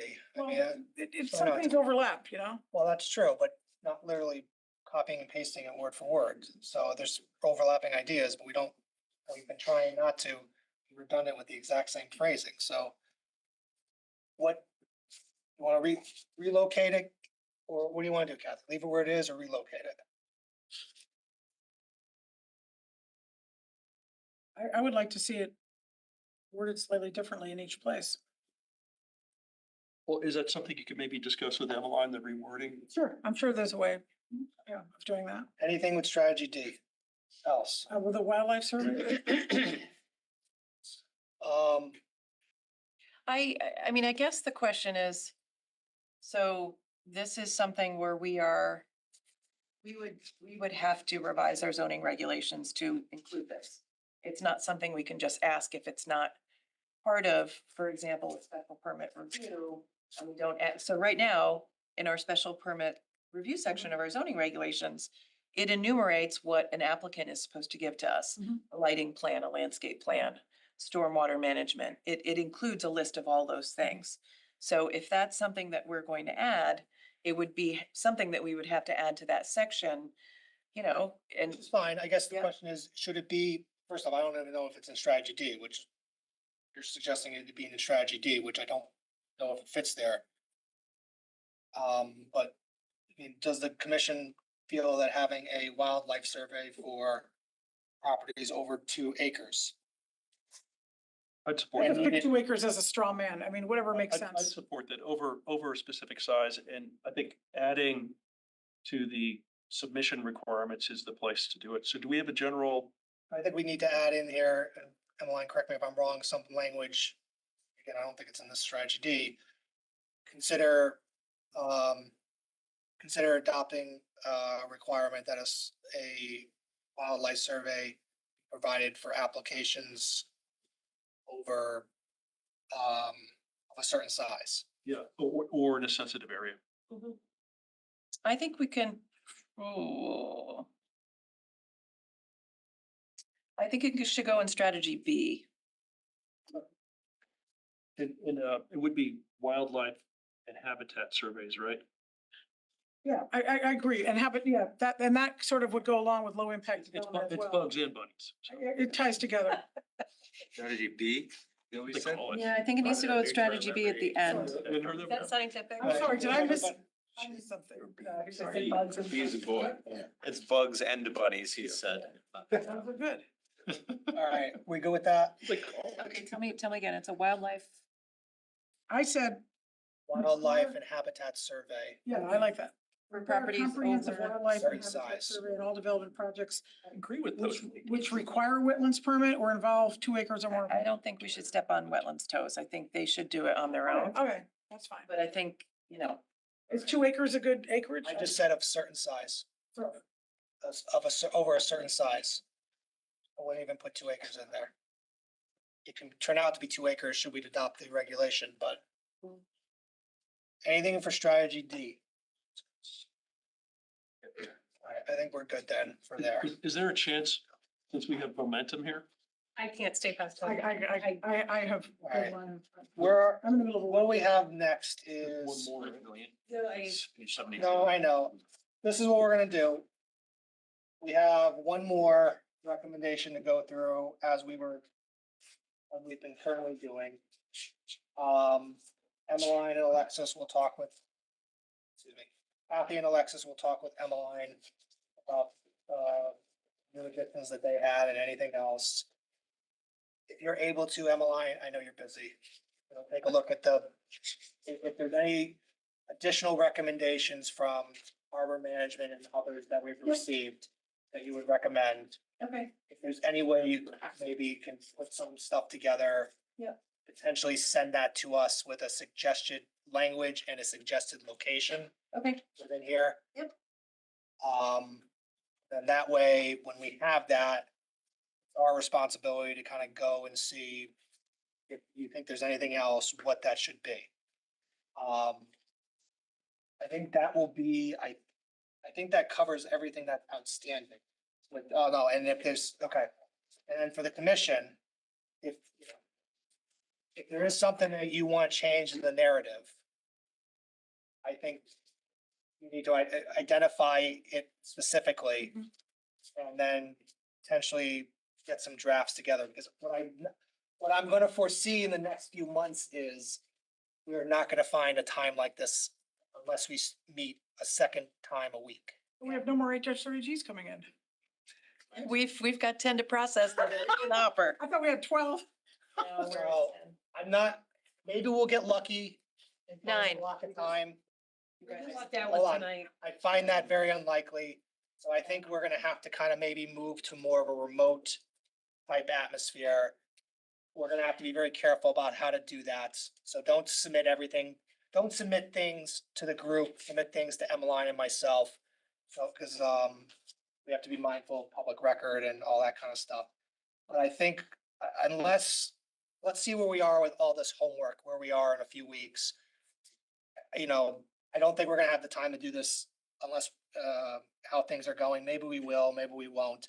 Unless we have a second day in the week, which maybe we'll need just to keep the momentum going. But I think everything that I just said a second ago, again, Kathy, Alexis with Emmeline looking at what's done, and everybody looking at the narrative to see what else you wanted to do. I think that's gonna comprise kind of like our last review of it, so to speak.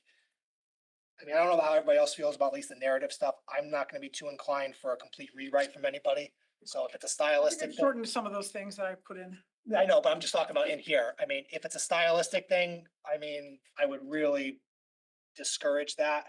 If it's something substantive, Kathy, like you said, not to, and I don't know what you're talking about when you say bemean us, or, and I'll let you flesh that out. If it's substantive stuff, fine for the narrative pieces, but if it's stylistic, I really would discourage you not to bring it up. Because I think that kind of an edit is kind of unfair to the group, because everybody has a different style, so to speak. But I think that would encompass our last review. Let's see where we are in a few weeks, to see how to press forward with this, with our timeline. I don't think anybody wants to meet a second day during the week, but we've been doing lunch. We've been doing our lunch times. Maybe that's something we can do remotely, but let's see where we are in a few weeks after we all do our homework on Are that. we doing Jeff's thing that he brought Or tonight? Saturday. I'm not, yeah, I mean, you know what? All right, I'm gonna be quiet. Jeff, are we doing your Well, motion? just sticking to this, so we've just got one section left. Is it possible that as a group, we commit to providing written responses to that last All section? right, I can do that. If everybody okay with that? Like specific responses to the last section? And Yeah, then- that's fine. Yeah. Can we set a deadline to do that? So we're not. 2 weeks? At least for Yeah, that, I have a at least for brief the due in 2 last weeks, no section. way. What? I have a brief due in 2 weeks. I can't do it. Well, at least for the last section only, let's say 3 weeks then. It's just the last section, Written comments provided, right? but at We'll some send it point, to you and Emmeline. please. Yep. But it really should only be edits. In the August version. August 2019, 20. I was talking about Jeff's motion you were making about some regulations. So Jeff, I'll turn that in a second, but even, Alexis and Emma, Kathy, talk to Emmeline. I will not be able to do much in the next 3 weeks. I can guarantee you that. I'm so overwhelmed. with this. I'm not gonna have a lot of time to. Okay, I mean, I would, in order to move things along, I mean, yeah, I guess is my point. So Jeff has a proposed regulation to allow us to retain experts, at least in the regulations aspect, and then having the fees paid for by the applicant. Obviously, that bypasses the budgetary stuff. My thought for him was to work with Emmeline about the language that he currently has, at least have staff look at it and change it, refine it, whatever needs to be done so that whatever the product of that is, I think makes sense to put in the hopper for us to consider. I just want to have the town attorney. You look want at to, it. okay, then I'll add that then. So they're gonna work together with Phil, refine it, amend it, whatever the case may be, and we're gonna put it in the hopper for us to consider. I think it addresses a lot of the issues that have been raised lately. We're just gonna have to put it in the hopper with everything else going on, right? So it's not, I guess it should be a priority, but once it's crafted and refined by, with the three of them, we'll see where we can insert it, because obviously sooner means we can possibly use Yeah, I it. think a lot of us agree on that in theory, so. I think so. I mean, I think in the 40,000 foot view, I think everybody probably agrees on it. I haven't seen it, but. Thank you, Jeff, for. The only thing that I would strongly advise is, obviously, if we're changing it, if we have to make change within our zoning regulations for applications that have already been submitted, this is not going to apply to those. No, that's true. Not retroactive. Well, we should, yeah, I mean, the extent we can get it in, so it becomes moving forward would be great. I mean, it is what it is. But some applicants might voluntarily comply with it. Well, we've got one that apparently did for the pedestrian, so. Yep. That was decent enough. And did he send it to you? I haven't received it yet, no. Pedestrian thing, Well, okay. a specific attorney who's walking distance from us, I discussed this with him and he was all behind it. He thought it was great. Yeah, what, the regulation? Yeah, but he doesn't represent the applicant. Sure doesn't. Um, What are we talking about? Yes, of course. I mean, listen, one last thing about the POCD, because I know it's late. I mean, I think we're doing a great job. I think we do get a little bogged down on things, but we're moving through it. We've got one more section. We have kind of a framework in moving forward. I mean, I would really encourage us to keep the momentum going. I mean, everybody's working. I know that. So to the extent that we can keep this moving, this being a second job, but moving this forward, it strikes me that we should be trying our best to have a public hearing over the summer and potentially having maybe a final, at least a consideration and maybe a vote before the election. Because it's been 2 years. I mean, having this on our table for more than 2 years coming up in August, I think, Yeah, and we can be doing other regulations like that we want to do. Well, like- exactly. I like the mean, tree ordinance and- you're absolutely right. And that this is what's kind of holding us up from doing, I think, more of the fun stuff. And with a lot of people up for reelection, You and me. you, me, Steve has been working on this for a long time and is, I think probably has the chance. Dan, obviously, all the alternates who may or may not be in on it. I mean, when this first came out, August 20, whenever it was, yeah, we pushing it ahead before the election, as we looked at it and realized we wanted it, it was up to us and it didn't really make sense. Now, having reviewed it potentially having gone through it 3 times, for 2 years, I mean, I think we should be looking for having a vote on this before November. That's just my thought. Is there, can we do it that seems like a long time from now. Is there You have to have, a 60, sorry. go ahead. Well, no, I mean, I think we've hit the 60-day period thing. We've done that. Okay. My point is, We have. But we don't have a final adoptable version yet. I know that, but the point is like, we should be getting to a point where we vote on it before the election. Now, it doesn't mean we have to be in October. Hell, if we voted on this in July, I think everybody would be happy. Well, we need a But- public hearing, right? Of course, We have to hear- yeah. we have to have a public hearing on it, but I'm saying, listen, I thought back in last December or November when we met for this, like, kind of the first time, I thought not having it done in a year was, out of the question. Now I'm looking at where we are with all the hearings and stuff, and I do have a somewhat of a concern. And because hearings take time, we've got 12, they're all important. And for 830Gs and other ones, finishing a hearing in a night doesn't seem to be what we're doing anymore.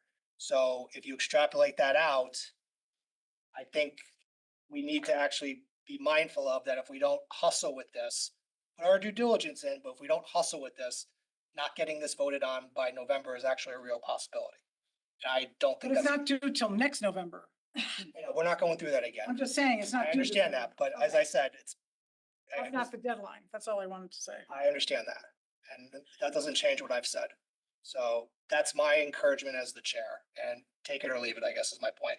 So it sounds as if the correct process would be to wait for the POCD before we do text amendments. That's what we had decided on 2.5 years ago. And I don't remember who was on it and all that kind of stuff, but I remember the specific conversation about how to do this, even the forms. And we all said at the time, let's do the POCD because that makes sense before we go to the zoning regulations. So I don't feel it's a good idea to shift gears, especially now when then we really won't, not sure about where we are in the election. Now, if the commission feels otherwise about kind of being this a priority to be done before the election, now is the time to speak up. I know Kathy has mentioned it afterwards, but if the commission, I think it's important for us to know where everybody stands, and if everybody's kind of on board with what I said about this, I mean, I think saying that now is gonna be helpful. Well, if we only have 50,000 left, we should finish the POCD and then do the formatting, but not do the text amendments. That requires traffic studies and a bunch more time changing our regs. I think if we only have 50 grand left, we should do what we need the consultant to do and bifurcate the formatting versus changing our regulations. That's just my opinion. Okay, I'm talking about the POCD now and the timeline for adopting it. So based on, I said a lot and I'm sorry and it's late, but does the commission see pushing this forward and having a vote on this before the election the consensus is to do that at all costs? I don't know why the election is a bearing on it. That's all. Well, I said as much, but any other thoughts? I think it I needs to do. be a priority. I think we need to move this through. I mean, not be fast, but we've had a long time on it, but we need just to get through this draft. I agree. And then we see where we are for weeks, but let's do it. I mean, listen, if somebody said in the summer something major happened and we can't do it, fine. But I mean, as we sit here today, I don't I think it's a think- reasonable timeline at all. I don't think the timeline's unreasonable. I just don't see there's a deadline for the election day. But unless it's. I mean, I think I just explained the Do you practicality. think it'll help us be We reelected? just, I don't understand what. no, I just think that if there's I think the fact that it's been outstanding for 2 years has been too long. I understand I have Steve that's going off, who spent a long time on this. And you have Dan, myself, Alexis, all the alternates. And, we all lose and that's fine. That's fine.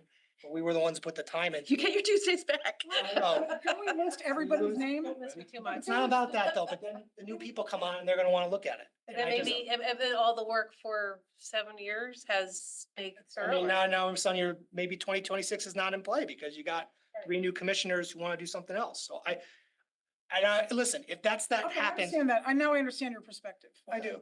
I I just don't think think it's an that- unfair timeline. No, either. okay, that's fine. So that's important because I think we all need to know why I'm Now I pushing this as understand. hard as I am, why I'm stepping on people's toes to get us focused on language and, 3 weeks is really rough for me, the next 3 weeks.